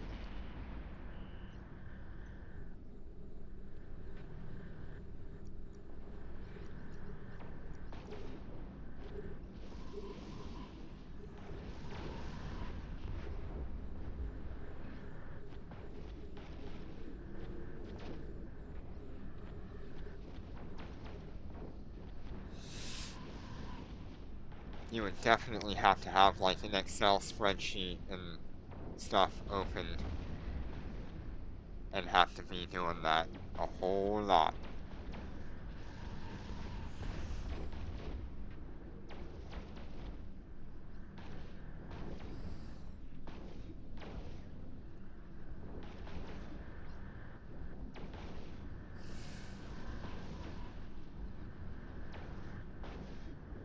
The other way you can check that is like on these alpha characters. When we get our first nanocore, we could technically analyze those and see what each character gets as a skill level. If all of them share the exact same skills as a level, we can expect that it'll also be experience based.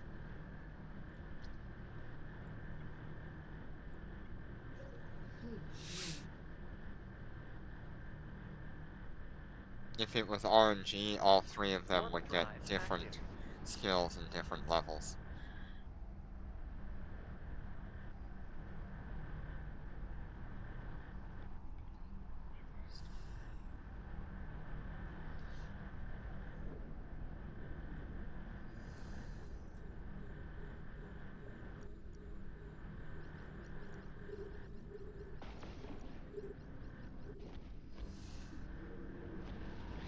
But you would need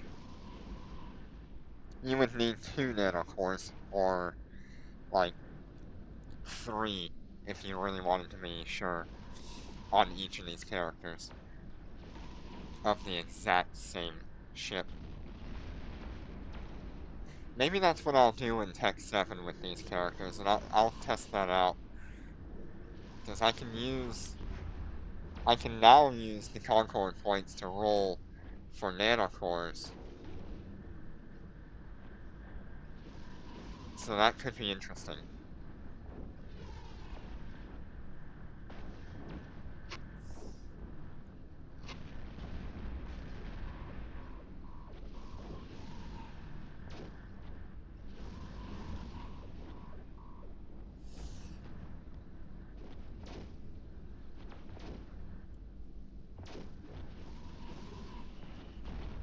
ships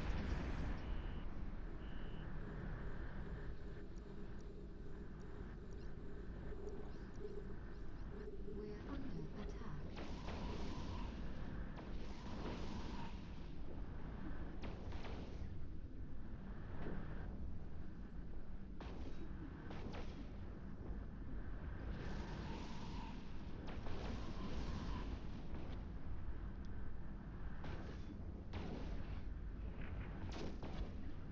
What a weird way to use my alpha Fleet characters. damage. Didn't think they'd have that kind of use.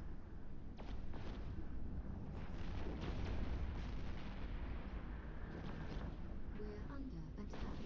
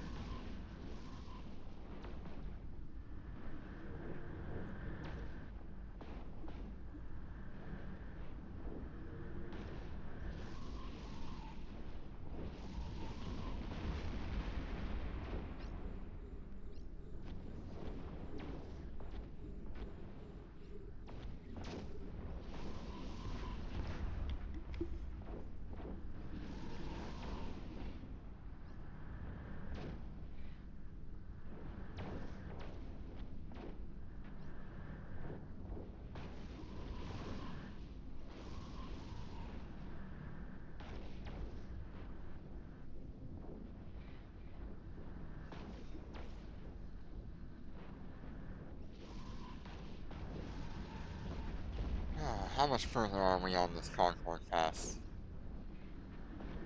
We're at 64 of 100. We've got one more bounty take left to achieve that, and like two more. We're No, under one more for attack. that. Okay. And then we've got our time-related activities.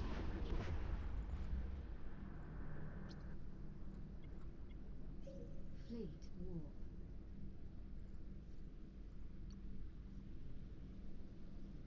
Warp drive active. This one should be... yeah, 764 currently.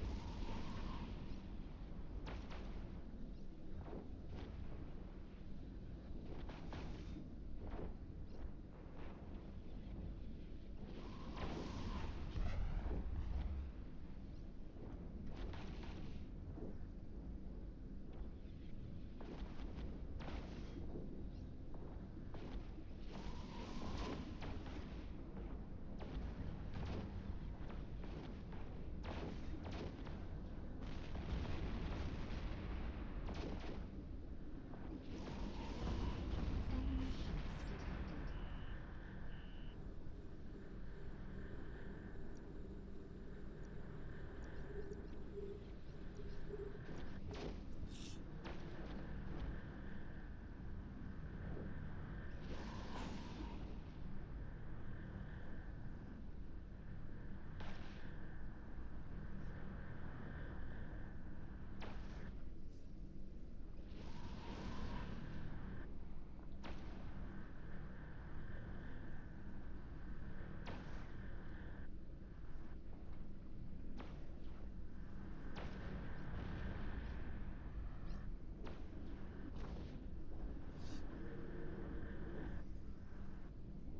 Okay, there's a few more Concord Pass points.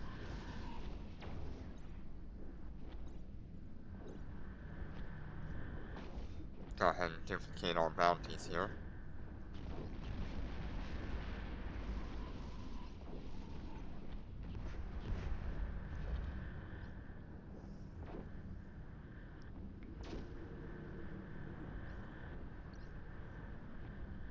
So now we're at 85 of 100. We'll get... Enemy ships detected.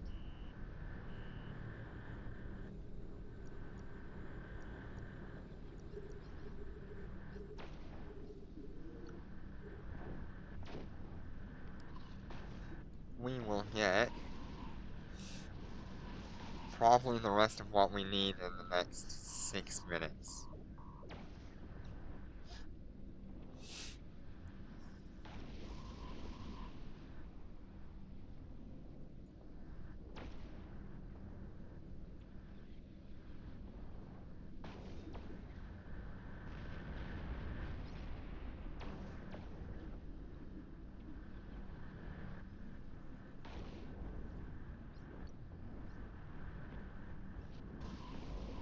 Let's check this one real quick.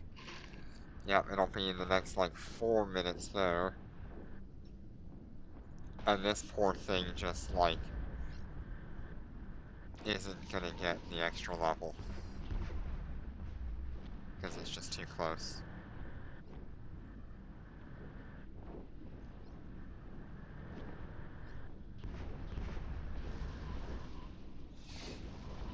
Have to make sure I log back into these tonight after reset. And then one more day and they'll have pretty much the entire Concord Pass complete.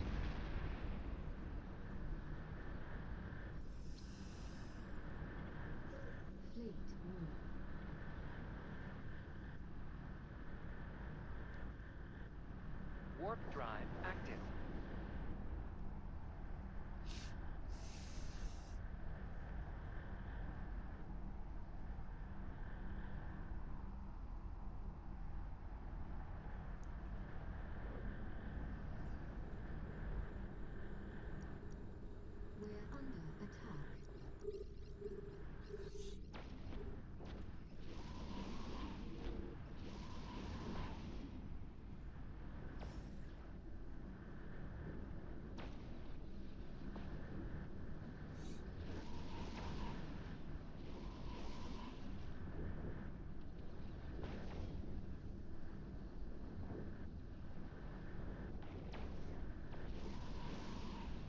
Shield damage.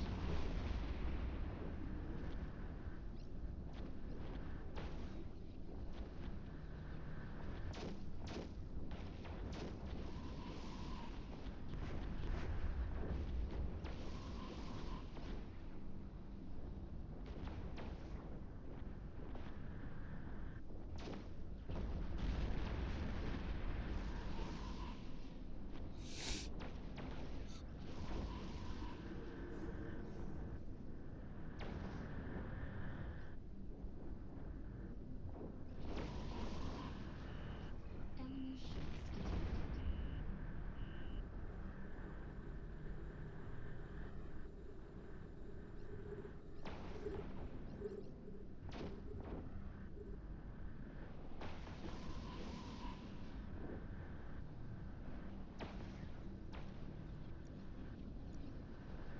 Okay, there are our Concord Pass points for that.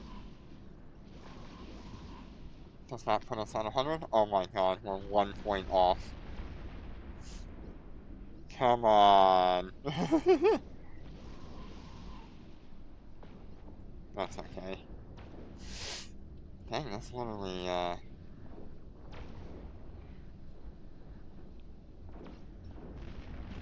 a whole lot we can do about that.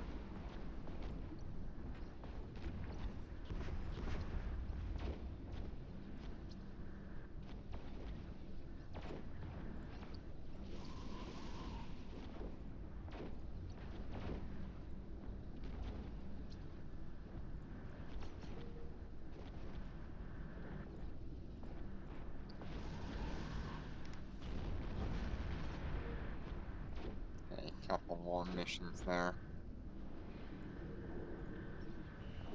Enemy ships detected.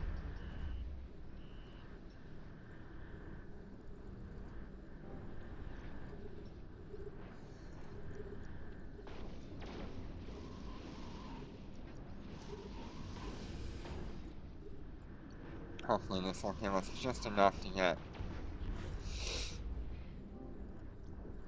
a bounty tick or two. I don't know, keep us going for like 10 minutes or so.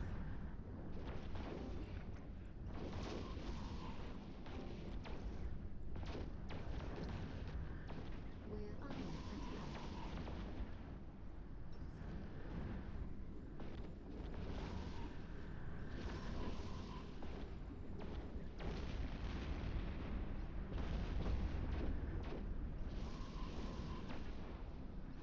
And we can definitely do that.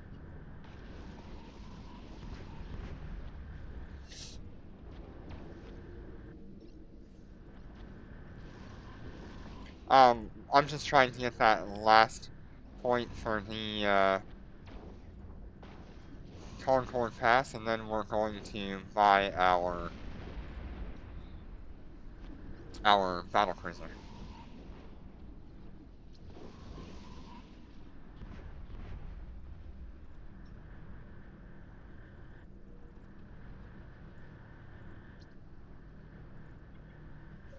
Fleet Europe.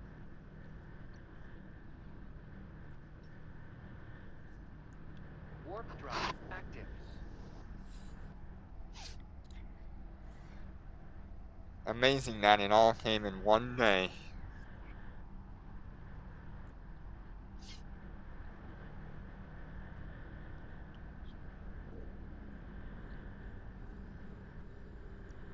We're under attack.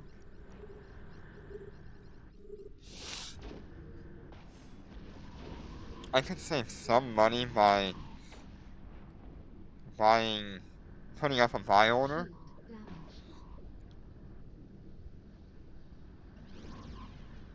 Yes, they are very expensive. It really is like the perfect endgame is min-maxing a nanocore.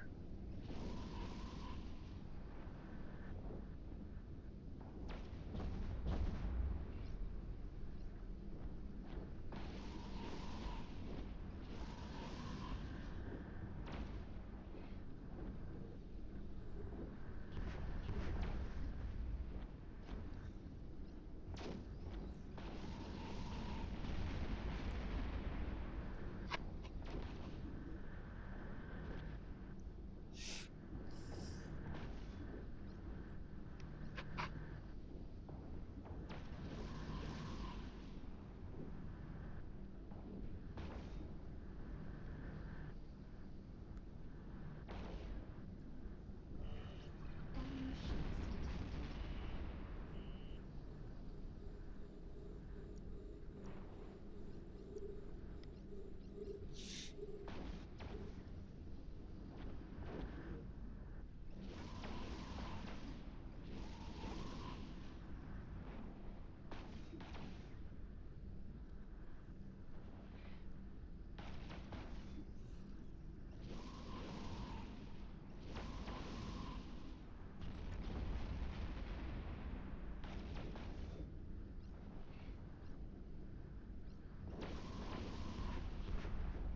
Yeah, I usually, if I have the opportunity to level the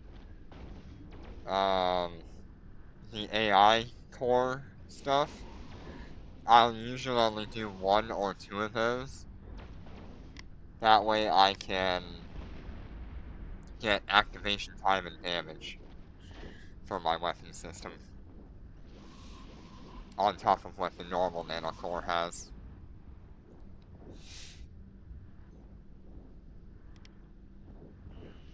Enemy ships detected.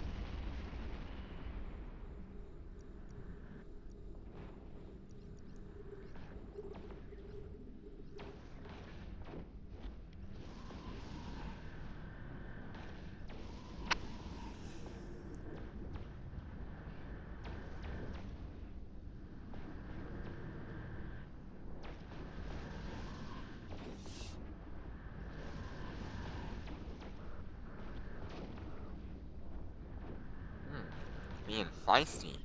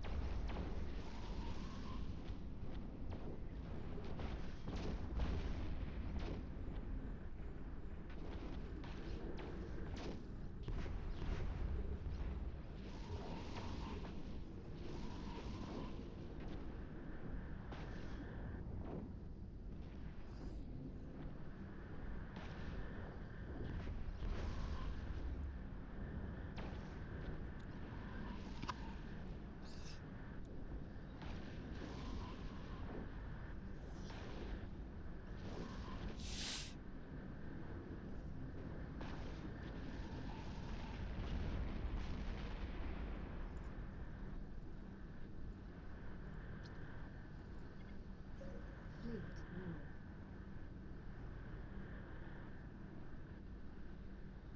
Warp drive active.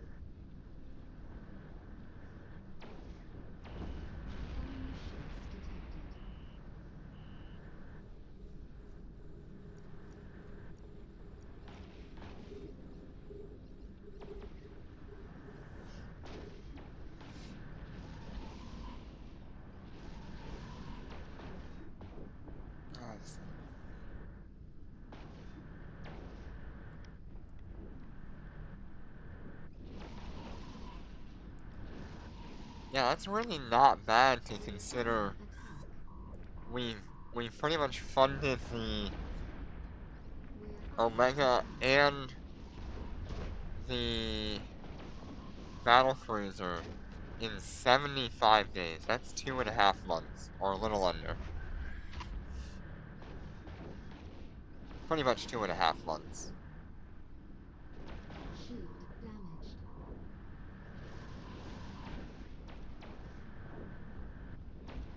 It's just so shocking to me that it could be done that quickly from day one.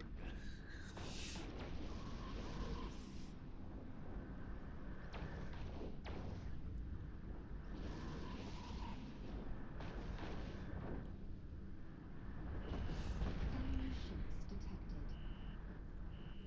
And it really only gets easier once you hit Tech 8.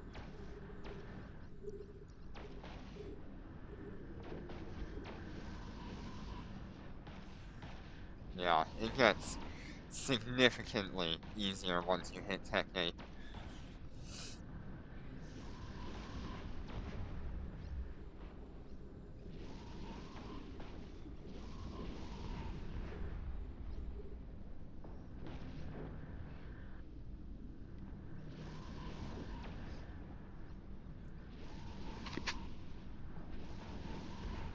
And by the time you're Tech 10, you can fund your Omega every single week.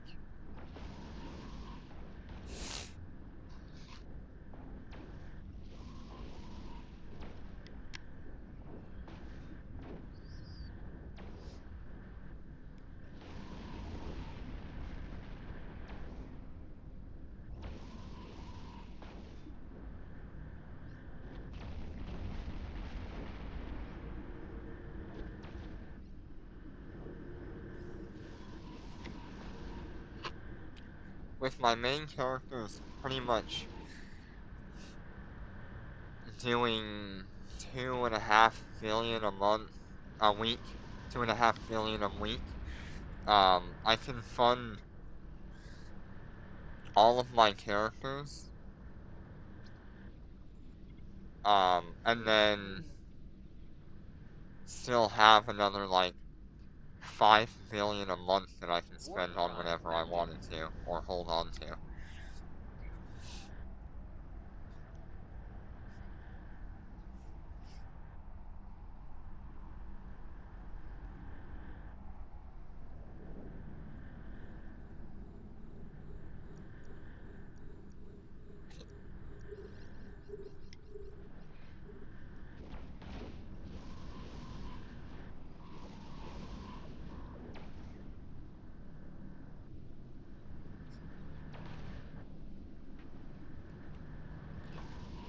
I think the only ship that I would swap my bodyguards for would be a high-set capable Dread. That's the only one I would swap it out for.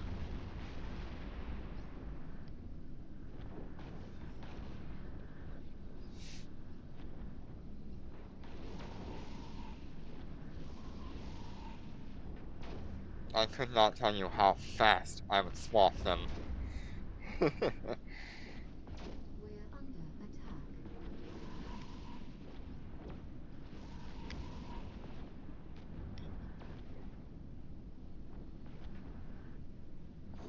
Just being able to take, like, a Dreadnought into extra large anomalies, Waste Seeker anomalies, would be so good. Enemy ships detected. We're under attack.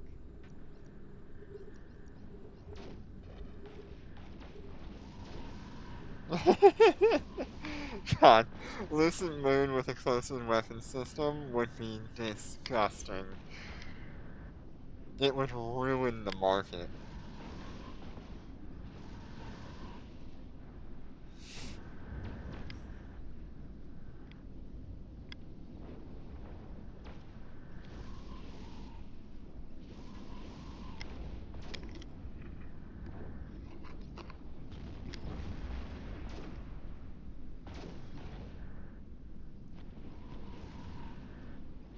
And you know how much it would make the cost of the Lucent Moon jump?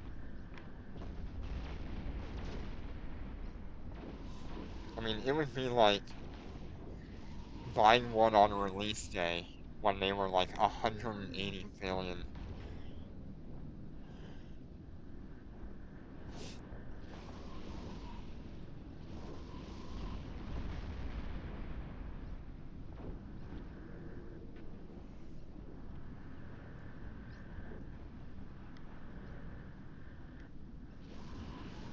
Enemy ships detected.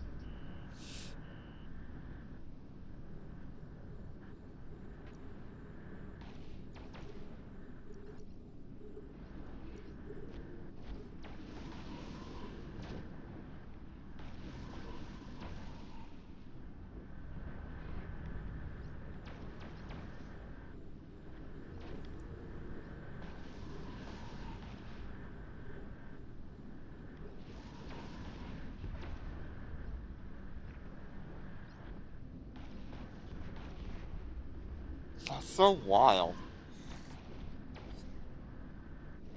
The price variation on the Lucent We're under is attack. so wild.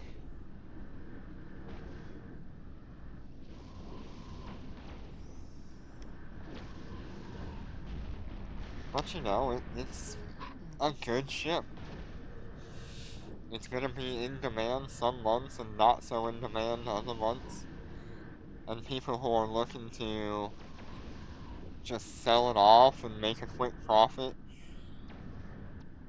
or you're gonna have those people that know the actual value of the thing and you couldn't get your hands on it.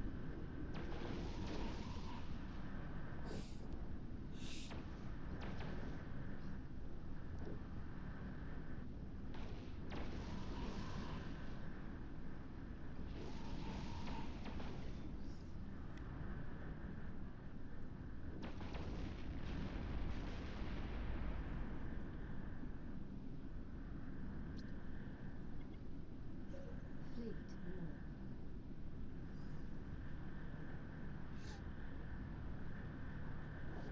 Warp drive active.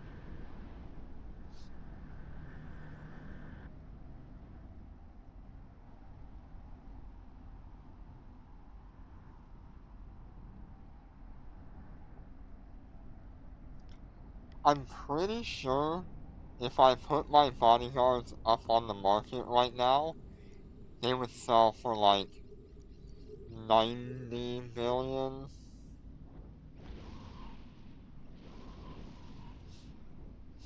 Maybe like 85 or 82 billion, I don't know, somewhere in there.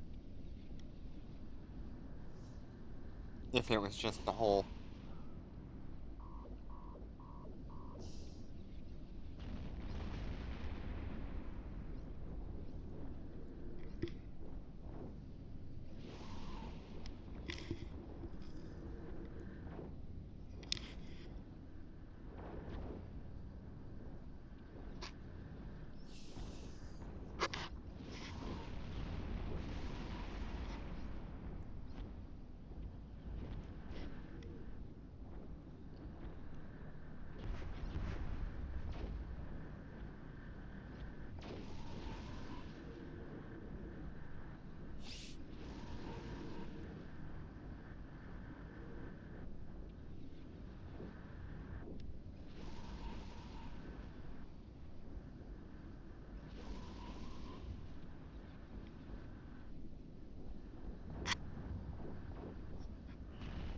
Enemy ships detected.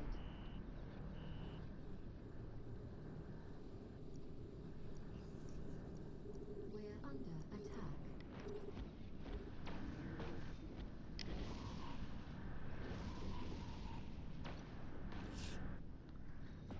Let's see. Let's just have a quick look and see what things are worth right now. Cyan was 55.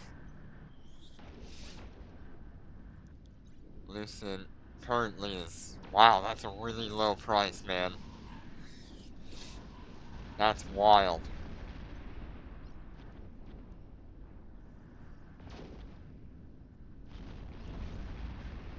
No Phoenix bodyguards on the market. There is one Naglfar on the market for 79 billion. There is one Vayne for 59 billion. But that's the Vayne, not the Revelation bodyguard, which is 79. Boros bodyguard, there's none there. So yeah, I mean, could definitely do it. Probably get 82 out of it.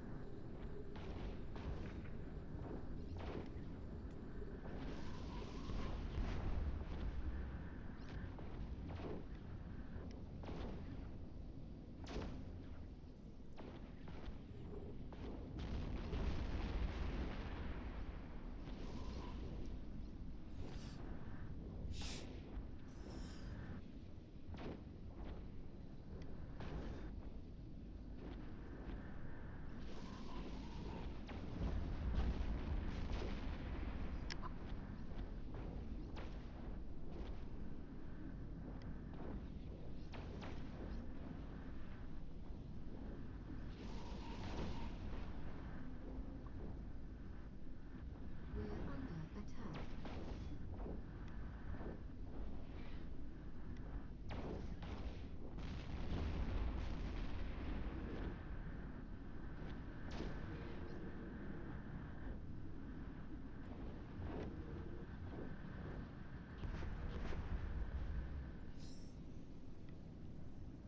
Okay, let's head toward perimeter.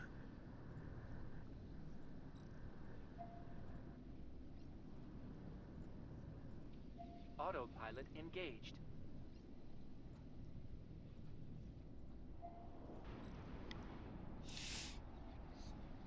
Warp drive active.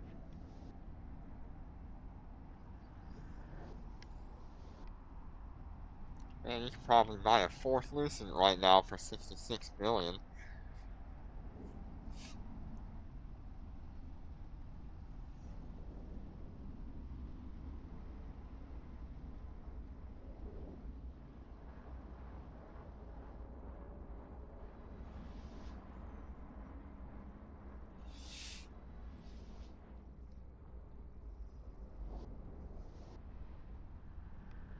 Warp drive active.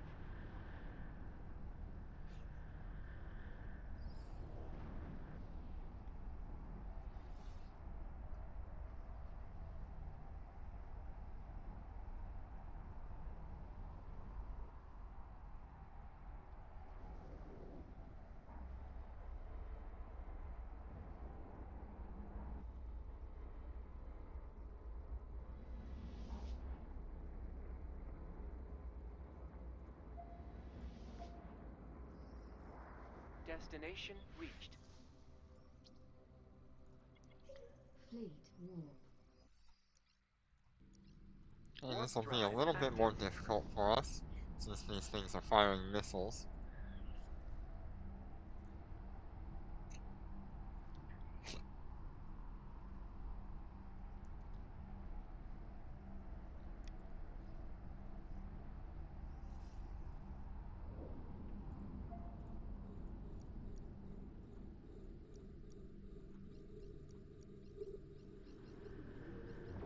We're under attack.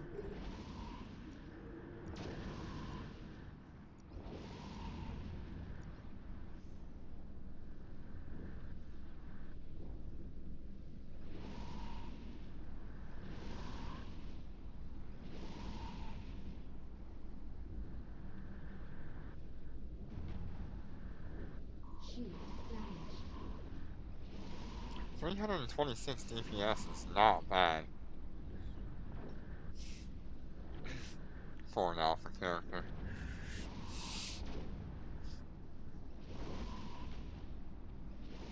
It's still a little more tanky than I would like it to be. If I could just shave off that little bit, so that way I don't have to use this, repair and I can use a damage mod would be so nice.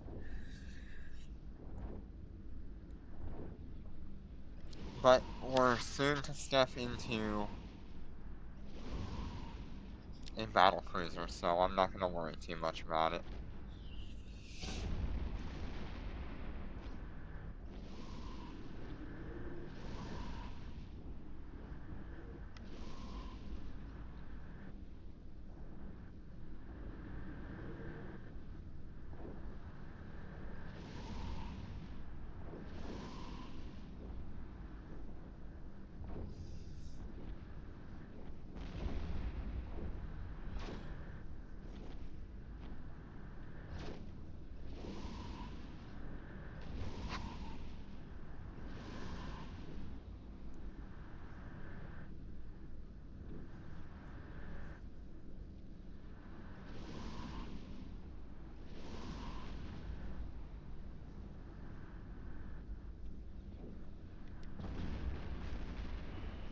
Enemy ships detected.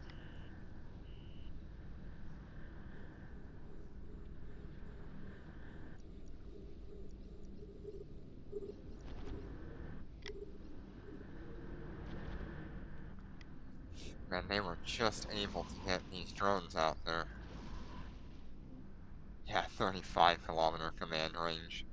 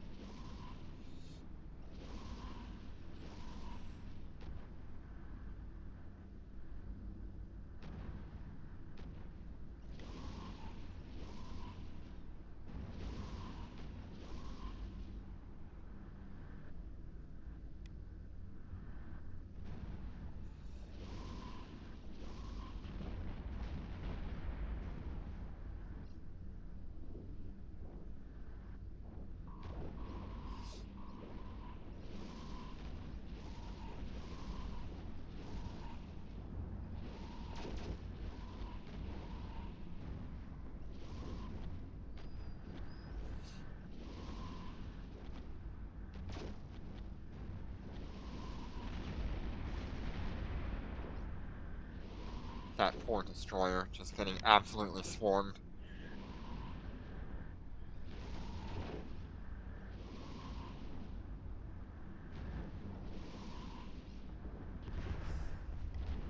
Man, not only are we going to be in a battle cruiser, but we're also going to be able to use We're under attack.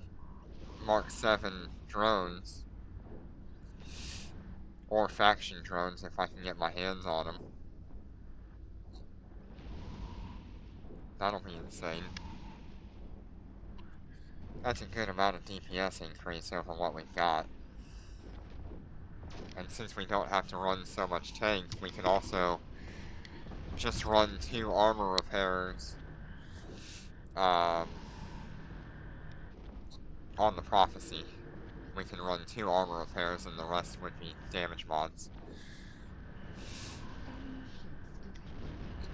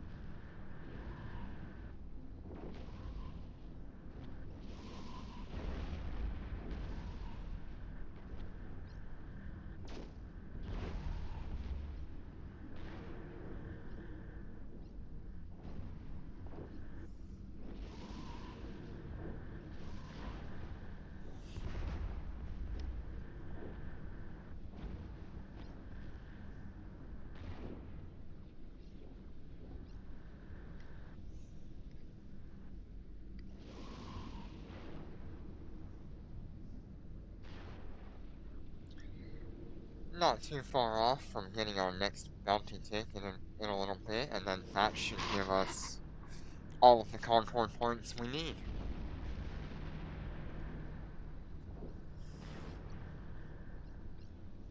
Yep, already got it.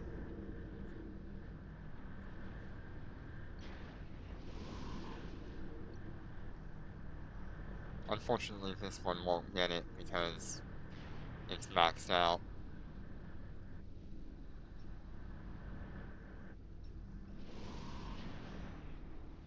Good, good.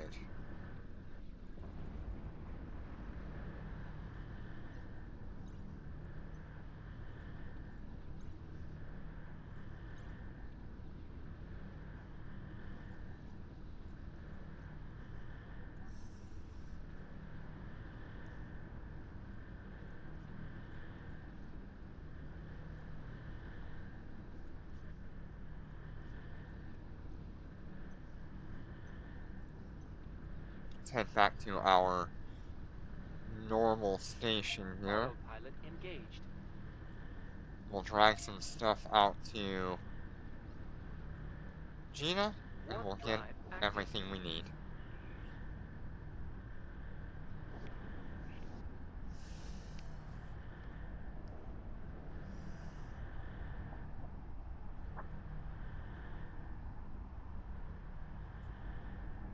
Desdocking request accepted.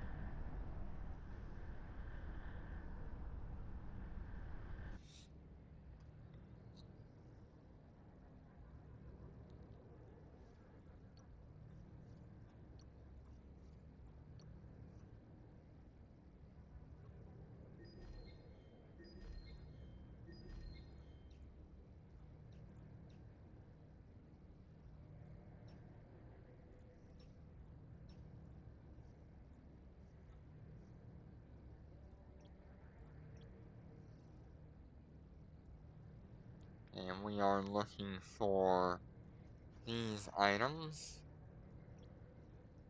This one and that one. Move to my cargo hold here.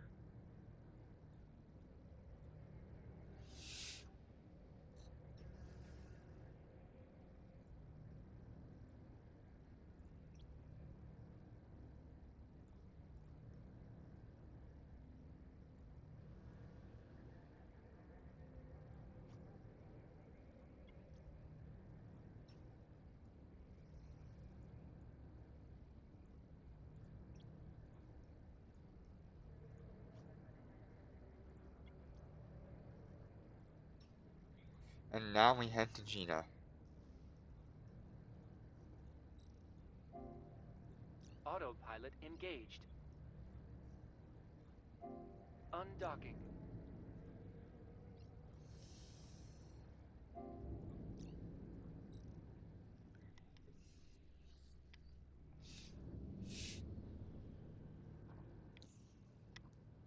Warp drive active.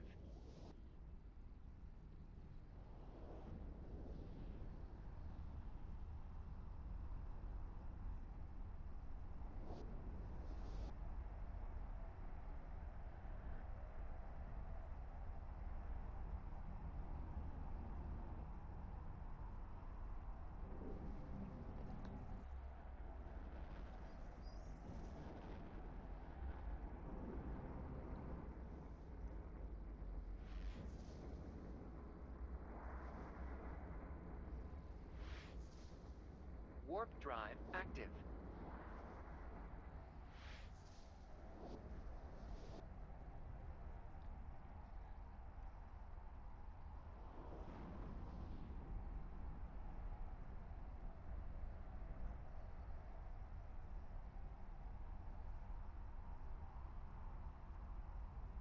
Destination shocking request accepted.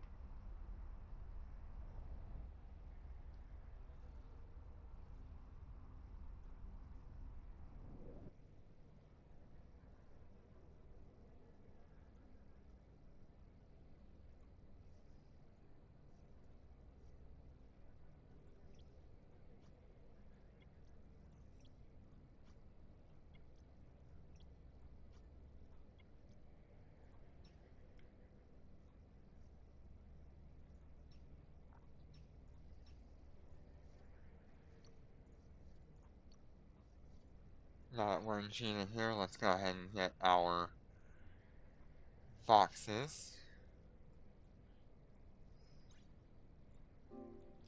2,400 credits.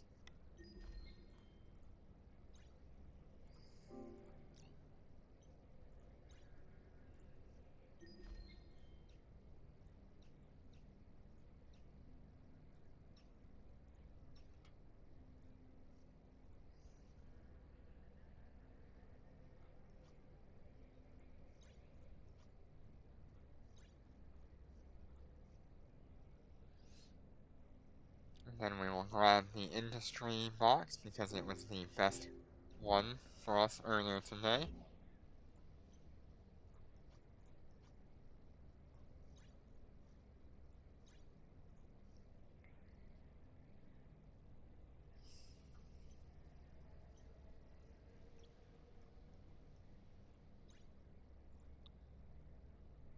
Yeah, 190 million there.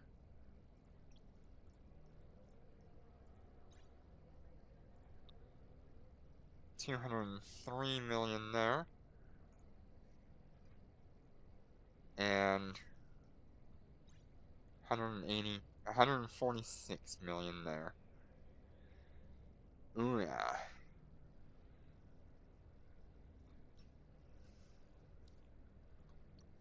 Now we will go to the market.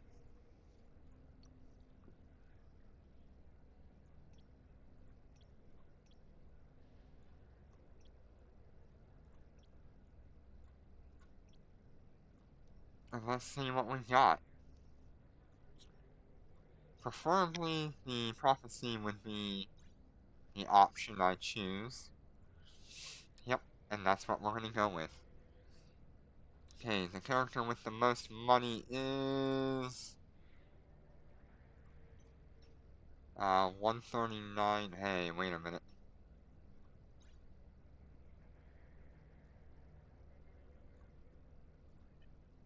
You don't have enough.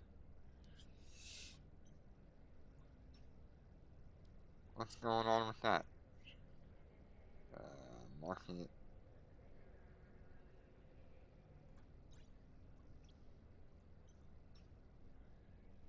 Okay.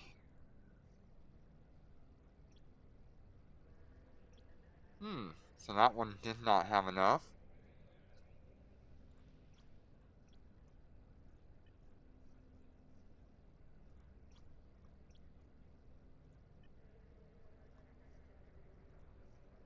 Don't know why. It should have.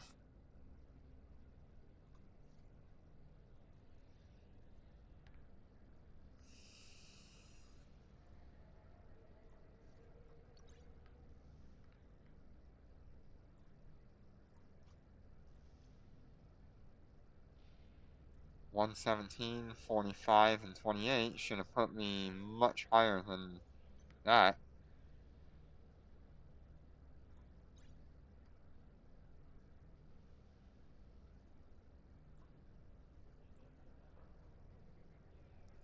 What is this glitch?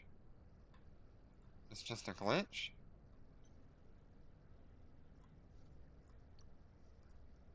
Let me exit out real quick.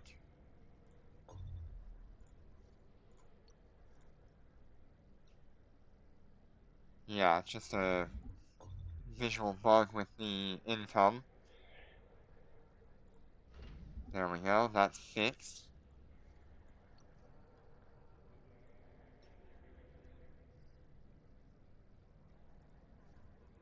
Let me try exiting this as well and see if that updates its income. Okay, so the character with the least amount of money is in the top right. Bottom left has the second least, and top left has the most. So this one gets to buy the cheapest one.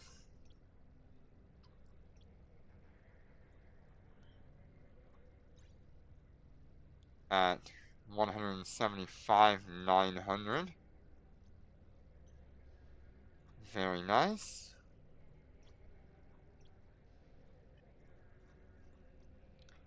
This one down here needs to buy the second most expensive one.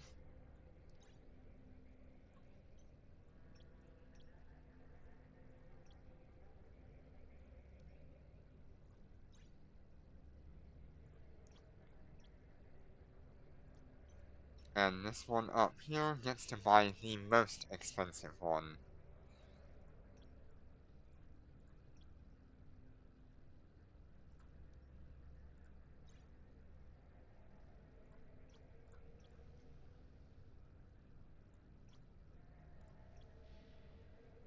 There we go.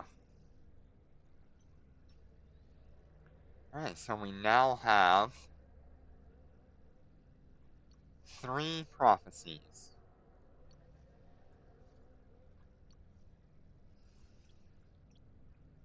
Look at that.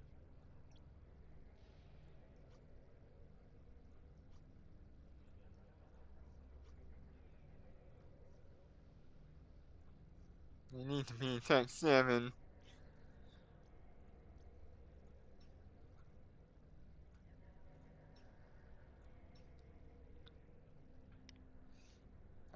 From here, let me see if... Let me see if when I grab the corporation reward,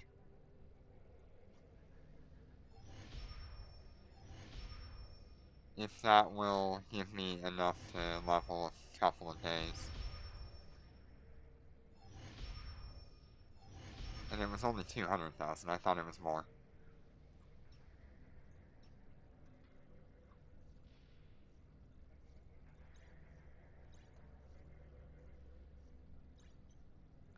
Alright, let's see what that puts us at. We have 5 days on one character, 9 days on another character, and 10 days on the third character. Until Tech 7. No, is your stream delay really bad? That's wild. Alright. Well, that was the most productive day we've ever had. We purchased all of the Plex required to fund Omega, and we were able to buy our prophecy before Tech 7. We were a week and a half before Tech 7.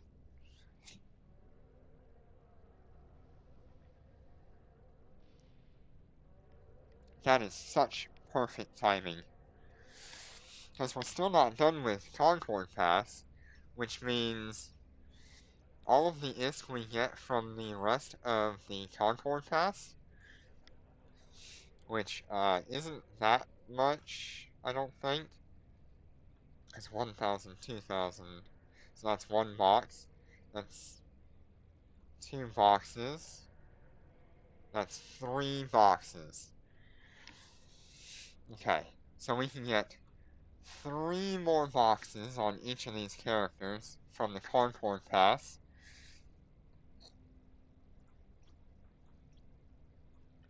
Which will give us, I think, just enough to fit our prophecy with the basic equipment that we're intending to have.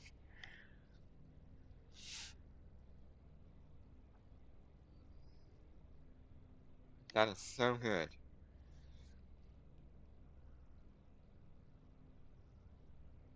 We can go into Tech 7 flying the prophecy.